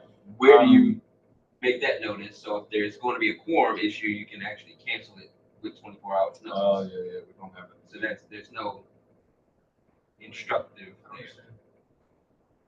So if you're not, if we talked about earlier, if we had to cancel the meeting, Yeah. right? But you need to let the chair designee know at least 2 days in advance so they can do the 1 day notice that it's being canceled. Oh, I see what you're saying. Okay, But that's so, not prescribed. okay, so we should add that. That, I was trying to see if it was later if I was, but I don't. I don't see it. I don't see it as later in this section. I don't see it at all. so we should put that before, PAB. Board members should notify the PAB program administrator at least 48 hours prior to the meeting if they are going to be absent. Can we add, just to cover for both, just speaking from experience, I think all notifications should be the chair and/or designee and the program administrator. Like as we write it out. Yeah. Because like, for example, today, right, like if Kelvin's, he knows he's gonna be on the meeting, but he's traveling. So him getting that notification, if it happens, because there's no set time period for that. So if someone's running late, they're like, hey, I'm running late, and he can't check his email or whatever, you know. And then these program administrators also aware. Does, like, would staff fall under designee, or do we still want to specifically outlay? That could be designated. Because I think that covers that. Okay. So then, But he would just have, they would just have to designate it. but then we add, we're adding the piece on is 48 hours for not attending. So it's 24 hours for, written right now, it's 24-hour notice for virtual, 48 hours for not attending. Just to like clarify, that's what it says here. Obviously, if possible or Yeah. whatever, you know, 'cause emergencies happen as Yeah, well. So, Yeah. don't want to punish someone because they didn't follow that rule if they had, No. you know, something major. I guess to the extent possible, existence. Yeah. That's the opening clause for all of it. All right, so we're all good with that then. 24 hours if attending virtual, 48 hours if not attending. Number 2, a board member attending a meeting virtually must appear on camera during the meeting. A member is permitted to attend a maximum of 5 meetings virtually in any 12-month period, except when ill or for other reasons approved by the chair. So I commented on this one. One, adopting Robert's rules means that you're adopting that on camera. So that's a part of Robert's rules, period, there. And then the whole maximum of 5 meetings virtually in any 12-month period. I mean, you start that every month, you now start that. And I think we weren't even gonna try to track that. Yeah, so let's not do that because sometimes people are traveling for work and it's not really manageable. I agree with you. That was what was in there. I think to some degree, I think for the most part, we do a pretty good job of being in person anyway. So I think we can trust the good faith of our board members anyway. I'm sorry, can you say that louder? Oh yeah, no, I said I think that we do a pretty good job of being in person anyways, and I think that there's some degree of trusting the good faith of board members to do their best to be in person. So I'm okay with the removal of just line 2 or the second bullet that talks about these virtual requirements. And for me, again, if we're adopting Robert's rules, we don't even have to put the first line. So number 2 can be gone altogether. Yeah, that's we're adopting it somewhere else. Okay. So I guess just then, because I don't know that the language is there, is that going to be the governing documents? Yeah, I think that has to go in the governing documents Yeah. at the top, yes. I can. Rules will be, I think there's language, right? Like we need There's to a way be to do it. There's organized a formal by, way to do it. Yeah. as per, whatever. Yeah. Okay. Cool. All right. Number 3, absence without notice to the chair from 3 consecutive regular meetings, or 50% of the regularly scheduled meetings during any calendar year shall be grounds for the chairperson on behalf of the board to transmit a request to the Prince George's County Council to remove that board member. So I actually see it a little differently. Even if you notify, if you're gone 50% of the meeting, like, I feel like that. Yeah, especially when we move to once a month. Yeah, I think that could potentially. I don't know if that should be lumped in. I don't know. Well, Oh, I see what you're saying. If you're missing half the meetings, whether you keep telling us or Yeah, not. whether you let me know or not. Yeah. I mean, that is what Mr. Burger meeting did, right? He just said, I'm going to be away, and so I'll just step down instead, right? So take out without notice to the chair and then leave it as it is. Well, or absence, you go back. Well, Actually, so, you're right. so if I'm sick or hospitalized for 2 months, I missed 4 meetings. That would be 3 consecutive regular meetings potentially. it's ground. It's ground. Okay, It's ground. ground. But it doesn't mean you It's got not to. automatic. It's not automatic. We saying it, and I'm good with you. I'm good with you. I think they're well-intended people, but there's also. This has to be adopted. The counting starts later. This next one. Yeah, so, and it says request to the Prince George's County Council, wouldn't it have to be the county execs and the council? Yeah. It depends on who they appoint, who appoints. That's why you have to have both in there. Well, I would go and check the code on that. There's already county code that talks about it, how that process goes. Oh, really? Well, it would be in the enabling legislation that created this board, right? No, it's not in there. So what are you talking about? So what I'm referencing is, let me see. It's not annotated. So are you saying that all boards and commissions for removal go through the council? I would say when you go look at the chartering documents in there, there's a section that talks about removal from boards and commissions. And it goes Okay, through all right, in the charter. Yep. Okay. All right.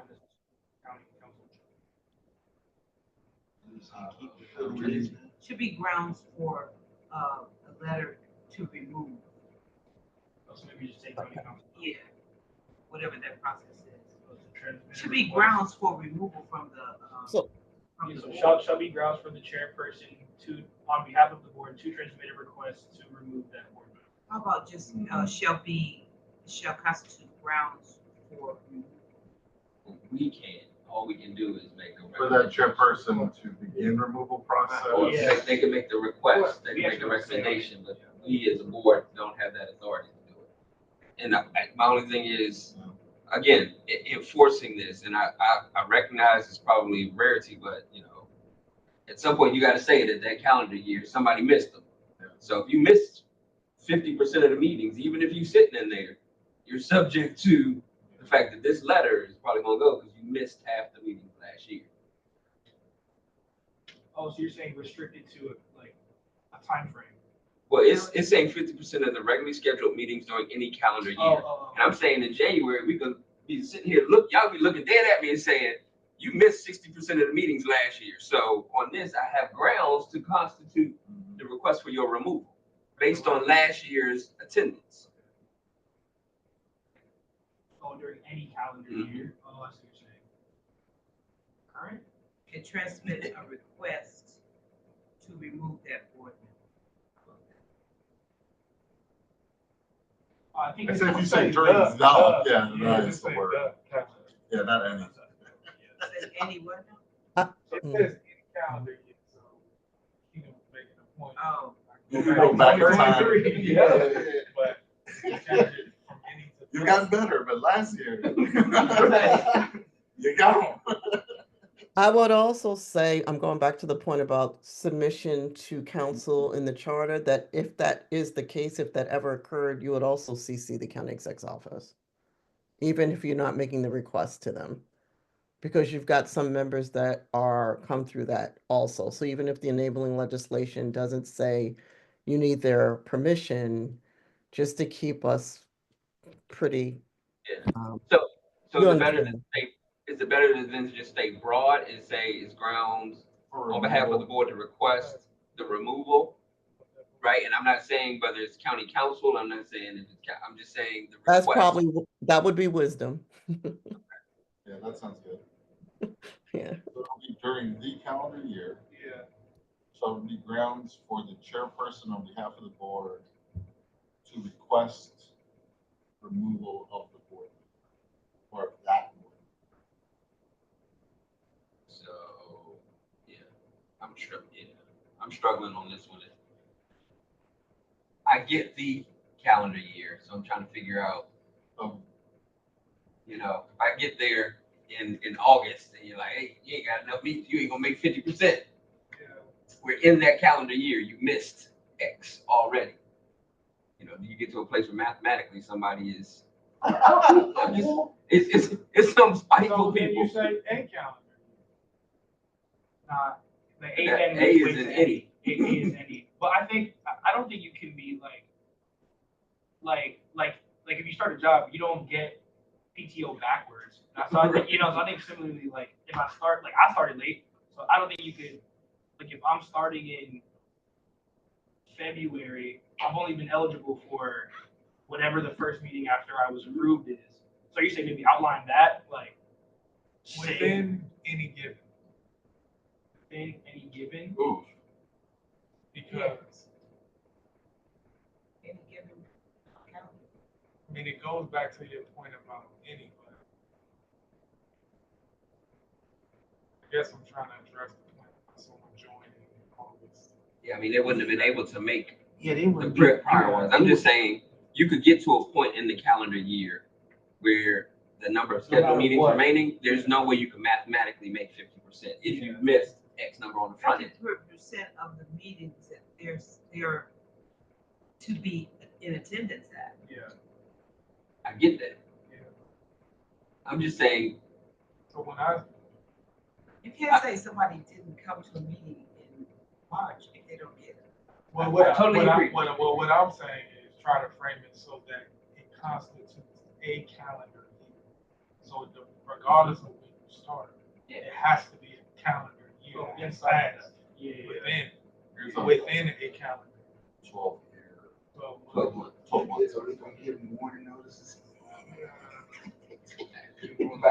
By April, they don't miss. I could, That's what I'm hey, you saying. can do that. That's what I I'm can saying. just put parentheses and put 12 months. Like, declare. Yeah. During a 12-month period. Oh, yeah, that's what I'm saying, during the 12-month period. Yeah, 12-month period, I get that, that starts every month. But then that, yeah, That but means then, you start every it's month. depending on each relative member though. Like in my case, I would start, like objectively, like I would have started from when I started in like February versus when you guys started in November of the previous year. I can like workshop. We don't have to do Yeah, all that now. I can, right. I can We know what we're getting at. there. yeah. I can try and get something that we can all get to. That's fine. Make the block week. We're really almost through this Because the because end we've stuff settled a doesn't have lot of stuff. Yeah, Yeah, the we've end settled doesn't have a some lot. stuff in the. All right, let's keep plugging along here. So that settles everything for meeting attendance and absences. So let's move on to D, agenda and minutes. Staff shall prepare a draft agenda submitted to the chair for approval at least 3 days before the publication date. The chair shall approve the agenda for distribution and publication at least 2 days before a scheduled meeting. Staff shall distribute the approved agenda to board members at least 5 calendar days before the scheduled board meeting, and will also post the agenda on the Police Accountability Board webpage and the county's agenda and minutes center. Wait. The chair has to approve the agenda 2 days before the meeting, but the staff has to distribute it 5 days before the meeting. That's what I've noticed. The days it doesn't work. Doesn't In my jive. comments, if the agenda isn't approved until 2 days before the meeting, how does the board members receive it 5 calendar days? Because I guess let's say calendar, before the meeting. Like it's not Let's keep it possible. at 2. Yeah, keep it at 2. 'Cause that's what we do now. We get it Mondays or Wednesdays. 2. So the numbers in in 1 are correct. Mhm. We're changing the number in 2 In from 2. 5 to 2. Yep.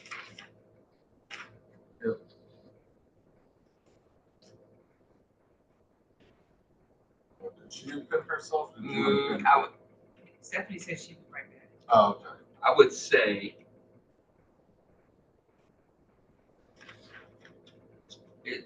the 2 days on the 2 days is what's getting me. Yeah. So if I gotta approve it 2 days before, that's not necessarily meaning you're gonna get it 2 days. So how about he does it 3 days before and we get it 2 days? Or why don't we ask them? Okay. Yeah. I mean, because So I they do it normally already. send out the draft agenda to, Carl and Jonas Friday Yeah. before. Then they approve it. On Monday. They approve it, Friday or within that time. Oh, gotcha. And then on Monday, it goes out. So it's 5 days. So, Well, not technically. If we're going like business days, technically, you don't count the weekend as days. So if it's 3 days, she sends it on Friday. Technically, like the second day is Monday. Yeah. So we're fine with the numbers So that they 3 are. days for So him, there- to them, and then 2 days for us. Or like, Friday to them, Monday to us, because that's what we do now. Yeah, so that's what it says. Yeah. oh, that's fine. That's Approval. what That Yeah. means that if somebody, one of us, is somebody add to the agenda, we gotta get it to you on Friday, so you can discuss it to him, and you talk to him on Friday. You know, So Yeah, if you have, before the Friday before the meeting. Yeah. all right, but just remember, right, because we're operating under Robert's rules. So you can show up the day of and say, I'd like to make a change to Yeah, the you can. agenda, Yeah. and we can still do that. So Yeah. I think the agenda, the chair sets the agenda just as an overall, but if members have things that they want to add, you can come to the meeting and add. Can do that. things. Yeah. But at least this way, there's a structure to every meeting. So I think that's a great process. Then we'll just take out calendar there into then, so that it's all just days.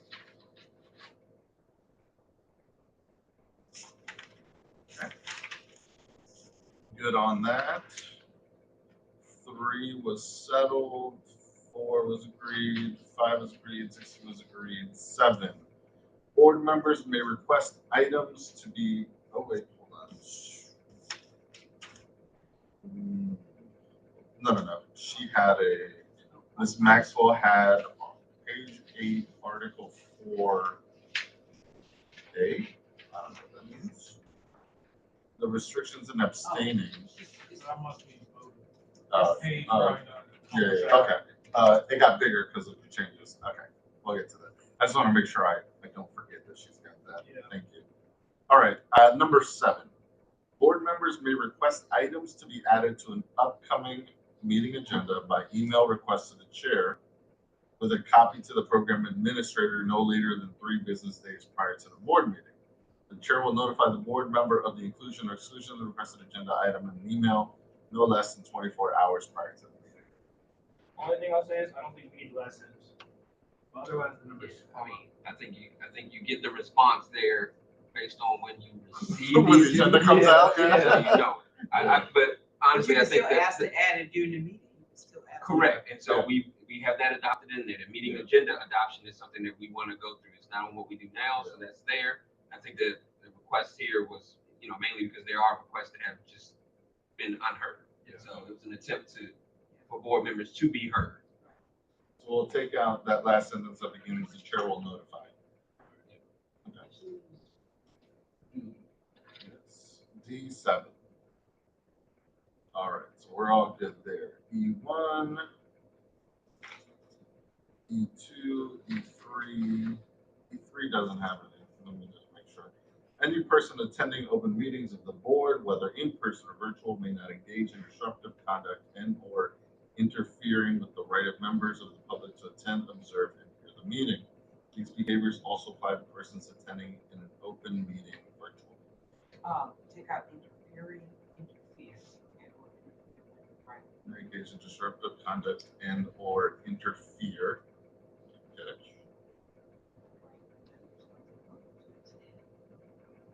Okay. Absorb and hear the meeting. Yeah. And then, because we're also saying whether in person or virtual, I don't think we need that last sentence. Yeah.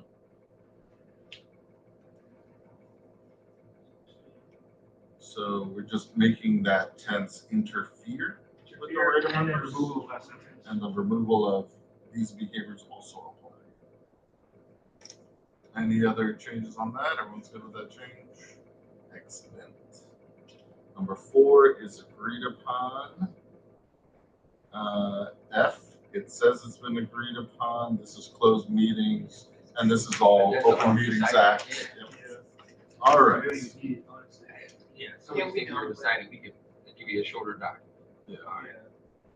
Yeah, because we referenced the Open Meetings Act already in our. So we just remove it altogether then. Yeah. All right. Are we all good with that? I don't. Yeah. I was just like, oh, No, I just wanted to be sure. It's still section 3, but subsection F. All right. Article 4, voting. For the purpose of these rules, the phrase members in attendance and voting means members casting an affirmative or negative vote. Members who abstain from voting are considered as not voting. Each member shall cast 1 vote and shall not abstain unless prohibited from voting due to a potential conflict of interest. So yeah, so I'll read. I know Mr. James also has a comment, but everyone can see that one. She says the restrictions in abstaining can only abstain if there's a conflict. Not clear on the intent of this restriction. What purpose does it serve? Because an abstention is a position on the vote. So to your comment, like, it should be recorded. So I think Yeah, that last sentence we can take it out. Take that out. That should be on this restriction. Ms. Maxwell. I can't hear. What I said was that I think we could take that restriction out, that doesn't really apply, that you can only abstain if you have a conflict of interest. She's saying we can remove the Well, last sentence. I heard that. I mean, that's my position, but I thought there was a legal position on this. I mean, that's my, I didn't understand why it was restricted. Yeah. It stuck out to me too. Yeah, no, I don't think there's any. There can't be. It's a formal position. Yeah. Correct, right. Yeah. So it has to be counted. So again, it comes down to, you have to have a quorum, right, in order to transact business. So for us, we know we need at least 6 people. Right. So anytime something's voted on, in order for it to pass, you in theory need 6 people. Because even if you're meeting and you had only 6, you need them to carry the whole thing. Yeah. You couldn't say it had a 4-2 vote and they got a majority. It didn't get a majority of the board. Does that make sense? What I'm saying? Sometimes people use the term president voting, and that allows you to slide how much you need in order to something to carry over. But if the remaining members, let's say it was 3, abstained, Doesn't that lower the they threshold? had a chance to take a position. They said, my position is abstaining. They could vote monkey. They could vote dog. You No, have to get this. You have to get that number. I'm not, well, Go ahead. no, when you say vote monkey, monkey or vote for it. An abstention usually happens for a couple of different reasons. It could be like for me, when I came to the first meeting, I couldn't really vote because I couldn't approve or disapprove the minutes, so I abstained. Just so my voice is heard. And you know what I'm saying. I'm not, it's like a neutral vote is what it is. And so there are opportunities when people have to use neutralized voting, but you're there. So you're counted, similar to what someone just said. But you may not have the capacity to be able to make a decision. Like I use myself, remember, I abstained when I first came because I didn't have the knowledge to be able to vote up or down. But I was there. And so I was heard. But in terms of like how that motion would pass, if you abstain from a vote, does that lower the threshold of majority? Like on the House floor, if someone votes present, it Correct. lowers, like you now don't Yes. need 217, I think. Now it's 216. So they do that sometimes so you don't take a position, but you can still move whatever forward. Right. Does abstention serve that Oh, purpose? Like, does so abstaining that support- It doesn't move the majority. right. So you have Because it's counted as It's an counted. extension, yeah. Yeah, but you are making the number that you need to pass. Yeah, Right. and we can actually fix that with C, because C says board determinations are made by a majority vote of the members, even though A says the phrase should be members in In attendance attendance and and voting. voting, right. So then you would need a majority of everyone there and who votes, and we're saying abstaining counts as a vote. Well, actually, well, if it says means members casting an affirmative or negative vote, then an abstention would not impact. that's what it says. Does it That's say that? right. If it's written that Yeah, way, that's how it's written right now. So we could update that, then update C with the language so that it just has to be a majority of everyone who casts a vote, and we make sure that abstain becomes a vote.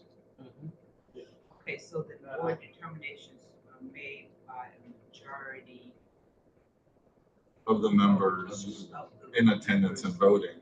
But up here, we just have to say means members casting an affirmative, negative, or abstention. Or my point of clarification, the objective here is to make sure that anything that we vote to pass is passed by at minimum a quorum of the board. A majority of the quorum of the board. But see, No, of the board as a whole or of the board present? correct. Two different things, because if you only had 6 people and then you're saying, okay, 4 Yeah, people can that's make a decision for the whole board. That's why I'm saying that catchphrase of present and voting can be Yes. problematic.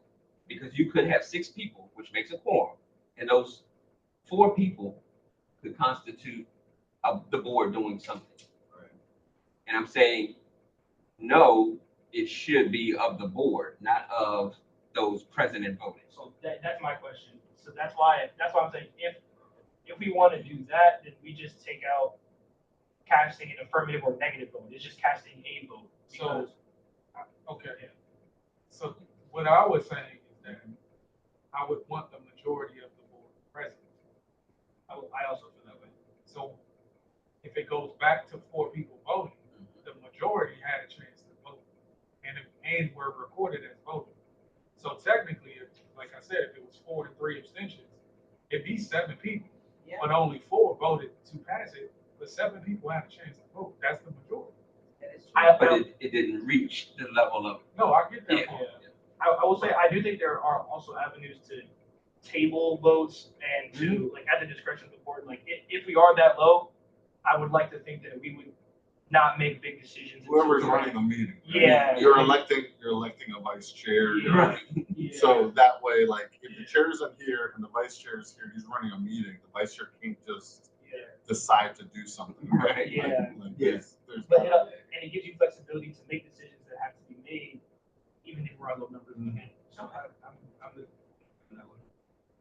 So to clarify how we would word it, then does it not change? Because now that means we want abstention to not count. Because I don't want what Keenan brought up. I wouldn't want that to happen either. Right.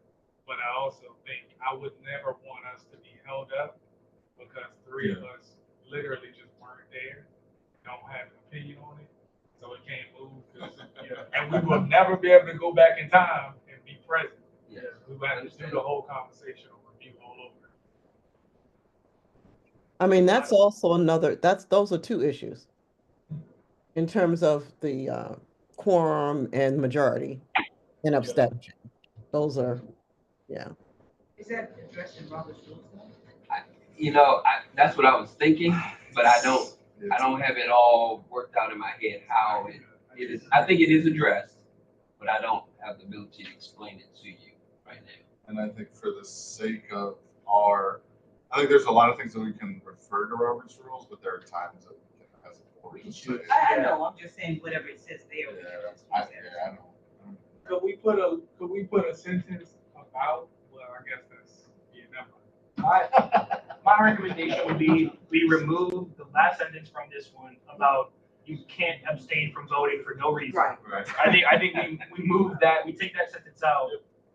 And I think I'm okay with it as written because So you're leaving members who abstain from voting are considered as not voting? yes, like your position is still recorded, like you're still recorded as having abstained, but for the sake of the adoption of that motion, your abstention doesn't, or your abstention would lower the threshold. So like if there's 6 of us, or if there's 7 of us, and I abstain, right? 7 being a majority would be 4. If I abstain from voting, or 2 of us abstain from voting, 3 is then the majority of the board. Does that make sense? Yeah. I think that's a fair position to continue to conduct business with the understanding again of like good faith operation. Has that ever happened in the last 3 years? I don't think we've ever been that low. We just did. Where there was only 6 people and 3 of us. We haven't, I don't think we've had situations where like there's been huge abstention. Not yet. No. Usually there's. I mean, we've had situations where it's been the bare minimum quorum. But Yeah, but not abstention. Yeah. I mean, there's 8 of us right now, so like we would need 5. If I abstained, we need 4. I think that's okay. And once again, right, like, yeah. If anybody comes up with language that differs from that, Yeah. for the next time we approve it, we'll just. I'll look in Robert's rules too, just to verify. We can take a look. I think we'll need to smith it a little bit. Because even if we think that they may be happening, I think it's up to whoever's running the meeting to kind of like what we're doing right now, where we just do an informal sort of poll and say, okay, do we have the numbers for this? Are we comfortable moving it this way?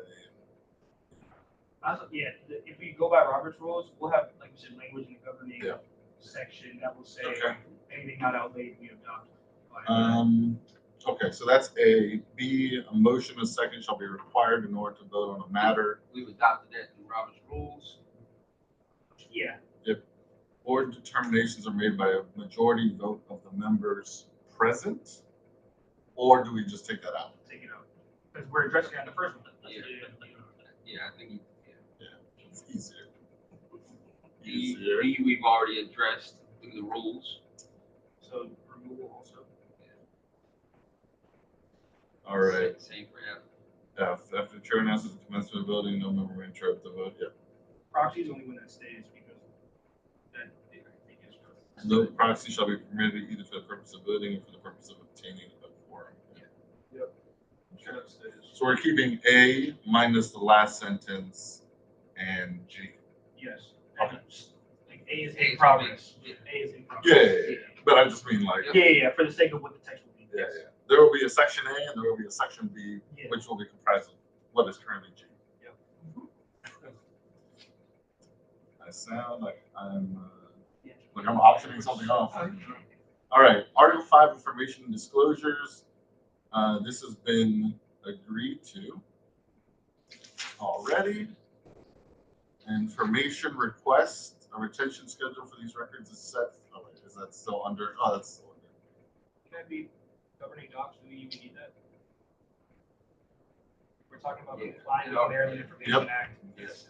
Is that listed? Just to make sure. The Maryland. And, yeah.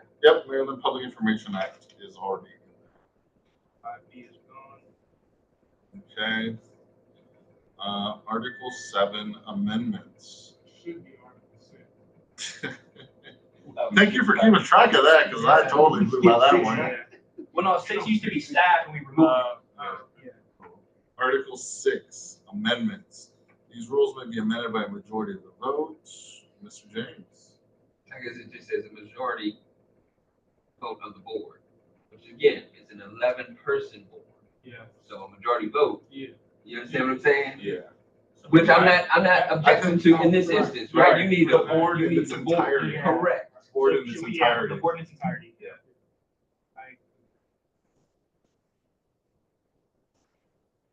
Yeah, because that's the one. That's the one that's gonna happen. That's the one that they'll We're gonna use. change the rules now. We only need 3 of us. Let's do it, y'all. Everyone's abstaining. Just 2 of us. Yeah. Yeah. All right, so that's okay. And B, an amendment must be proposed in writing, signed by the proposer, and submitted to the chair at least 7 days prior to the board's consideration of an amendment to this, right? Like Yeah, I amendments think to this needs to be. I think this needs to be fixed because I mean Yeah. signing it. Like I mean, if I email something, I ain't gonna sign it, right? I'm just. Yeah. I think that there's intent to make sure that it's clear that the board members receive it. There's notice that that's going to happen. I think that that's important for the agenda that somebody knows that that type of amendment is. So Article 6 should be amendments to these These rules. rules, yeah. So that way everything is, because that's a very Yes. vague. Yeah. You could be like, I made a motion and your amendment wasn't in a week ago. Correct. Yeah. You're like, hold on. So amendment must be proposed in writing, take out signed by the proposer, submitted to the chair. But Do we care about the days? I mean, I think this is, if we were proposing an amendment, that's probably gonna take a while regardless. Right, and I don't. Yeah. Yeah, I would give me the time when resolved. Yeah. Brought to the board. I would more so focus on the time of it being presented in like a decision Yeah. than I would. An amendment Yeah, must be you did proposed in also. writing, submitted to the chair, and must be I think brought before, must be just, yeah, what's that language? Should be discussed or considered. Well, I think first it's period. I think it's Yeah. proposed in writing, Yeah, absolutely. submitted to the chair, period. And then,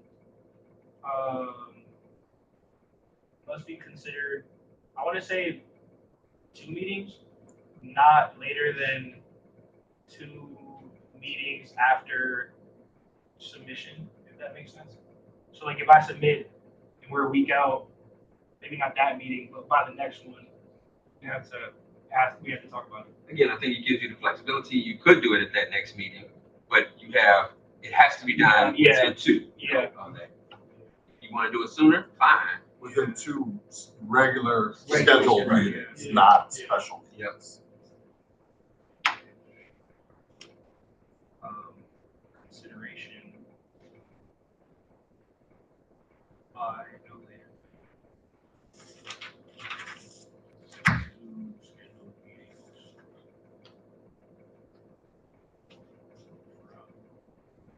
Submission. I'll make that sense.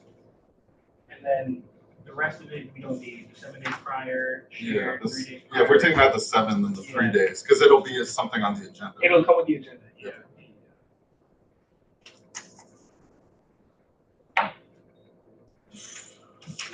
Is there more stuff on this agenda? Because I'm gonna. When is the Technically, Chiefs meeting? but What date is it? It's on the 28th. I'll go on. Of next month. Oh, cool. And I sent out the questions, so you all can look over them. And work on them in our next meeting? However you want to do it, doesn't matter. 28th. You can. April. 28th of May. 28th of May. Yeah. Okay, you still in there? I would like to have stats from whatever municipality chiefs come from. I'd like to have their stats, number of Complaints received. complaints What we have received. from that. Yeah, from agency. those agents, that, yeah, from whatever municipality or agency. ACC sent it. Yeah. No, because we can also see what's been, we can also see the complaints that have been made, right? So I think the You question want to should see be, the right, complaints, or you want to have a number? I think the numbers. well, we sort of need to know what kinds, the types of. We don't take types Right. here, so the types come from the ACC, we'll get a type from. Just receive the complaint, and the ACC will determine the type. Can we get that? Not until they Yeah, process process. it. Yeah. The Or types it of can- complaints? Or it can be, I think, like two questions. We can maybe get the number of complaints to this point that we've gotten, or we're early enough that I think we can refer to 2024. I think we can only use 20. Or yeah, all use 2024. So then we reference, ACC has an annual report, don't they? And then I send it out. Yeah, so Yeah, I have it. we can pull our, So pull it from there. from there, yeah, for Okay. ACC and for us. Who's going to pull? That's That's ultimately the question. Yeah. I'm going. I'll do that. I'll pull it, and I'll have it at the next meeting, see if that works. So I'll pull those based on who will be invited. Yeah, just take a look what we had this year anyways, would be helpful. Just, We can, Yeah, we'll keep that up to date. we track that. yeah, that way we'll have both. Okay, okay, ladies and gentlemen, first of all, thank you. We have gone through the entire document. This, yes, don't worry.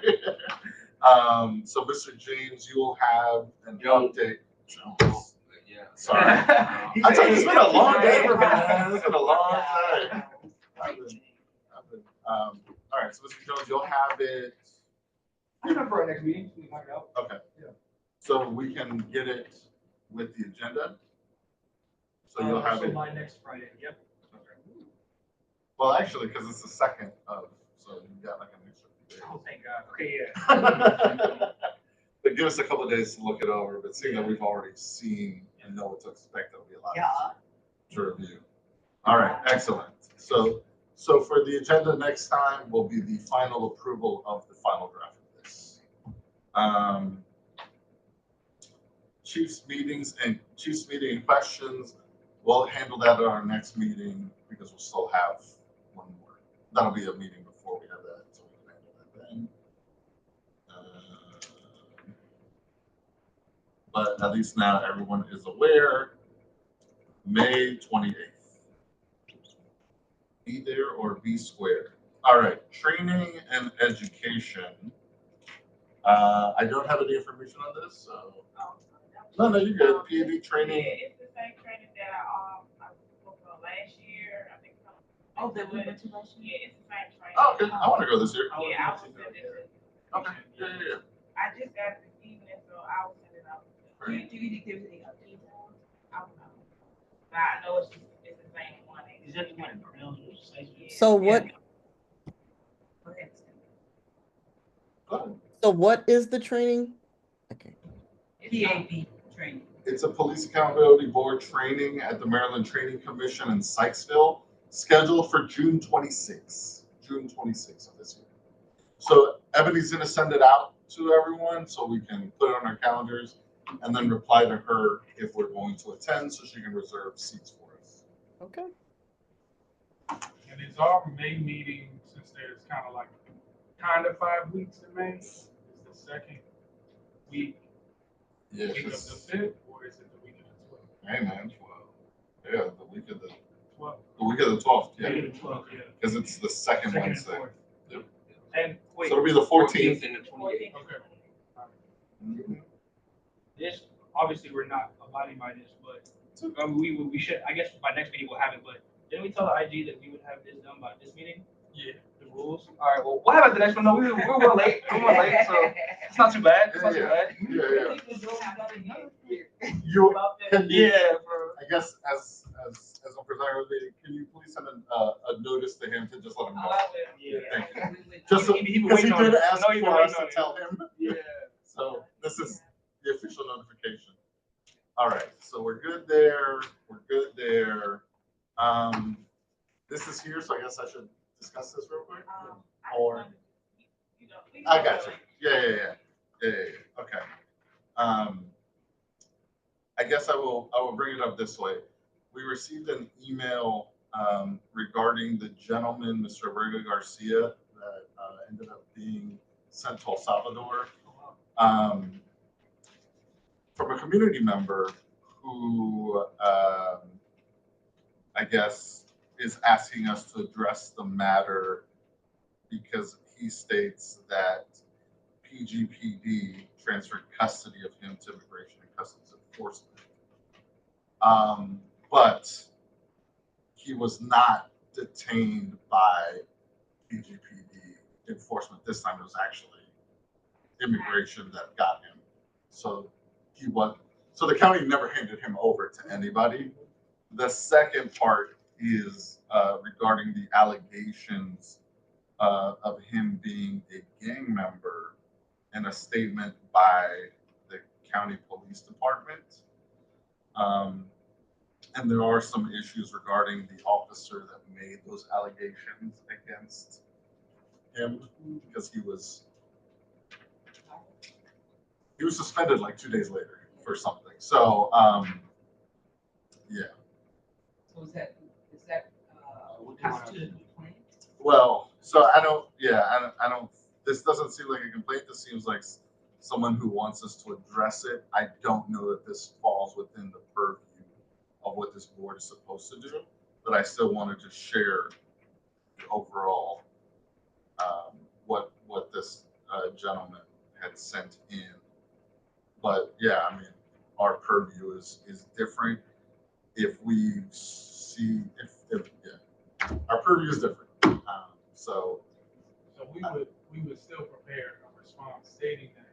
Mhm. and Yeah. So I will connect with the chair because I think this should come from the chair, and then I'll connect with him and we'll prepare something that he can send out from his official email address back to you. I have two questions. Yes. The first question being, to address the first part of the email, you're saying PGPD never had involvement with. No, this time. So like when he got. right when he got handed over. So what he's saying is PGPD transferred custody of him to Immigration and Customs Enforcement. That never happened. Immigration and Customs Enforcement stopped him. They stopped him and arrested him. But he had been detained at a He had different time. previously. Yeah. Yes. But that's irrelevant. It's It's irrelevant. Yes, exactly. Okay. So the second piece, Mhm. While yes, I understand that it maybe is not directly under our purview in the sense that we maybe don't have a formal process or oversight of that, I do think part of our mission mandate is transparency and the relationship that our community has with law enforcement. Absolutely. And I think I've kind of voiced this before. I think there is some degree to which like we should be some level of vocal or some level involved on these kinds of things, especially high profile things that are going on in the county. I think it's like, I don't know how we can straight face be the police accountability board and not address something that the entire country is looking at that's happening in our backyard. Again, I don't know to what extent that is. That's a conversation for another meeting, certainly. But I do think we have some level of obligation to do something. I don't know what that is. I would agree. I don't know what that looks like yet, but I think I don't think we just say that's not me. Well, I think the problem is that the position of our police in general is that we will not cooperate with ICE in detaining people. So what other thing can we do that's outside of that? Right. Wait, can I say something? I'm gonna go back to the fact, there were two things. You said that that they didn't turn him over, but there was something else you said, and I may have missed it. Actually, to clarify. Go ahead. That the officer though one of the officers in the county's department gave some allegations that the person was part of again. Is that and I thought I heard you say, like I said, it's a little muffled for me, that he was he suspended? What happened? Is that true? Yes. So for something unrelated to that, he was Okay, so he was suspended for something unrelated, but I but did. were the facts Because verified? it's a personnel issue, I don't want to get us in trouble because it's an identifiable officer that I know has been in the No, media. I So- don't want, I'm not asking, I just want to make sure I'm clear on what I heard. Did this person, an officer, in fact, make a statement to ICE that this person was part of the gang? That's what I missed. Yes, so I don't know if, so that part I can't confirm for Okay. sure. But in the reporting that he did, there, I guess there's a system in which they report people who they believe are gang members. And he did enter that information, identifying this gentleman as a gang member himself And without. he didn't go through his chain of command. Yeah, and then Okay. was disciplined for something totally unrelated just a couple days later. And I believe the other part is that the state's attorney, the current state's attorney, had put him on the officer on the list of officers that they don't call to testify. So those two facts, but that's what now the administration is using to say that he's a gang member. And so the issue is that this officer made an action to now put that gentleman in the crosshairs, right? So I think that's the issue. And so I agree with you. I think we could ask for clarifying policy maybe from the police department around how they categorize and things like that. I think where we have to be careful is we don't make public statements regarding, right? And I think where I say purview, like they want us to have a discussion and get into it. I think there are things that we can do to look at policy and maybe be able to reflect back and say, oh, here's some recommendations for how you can fix this.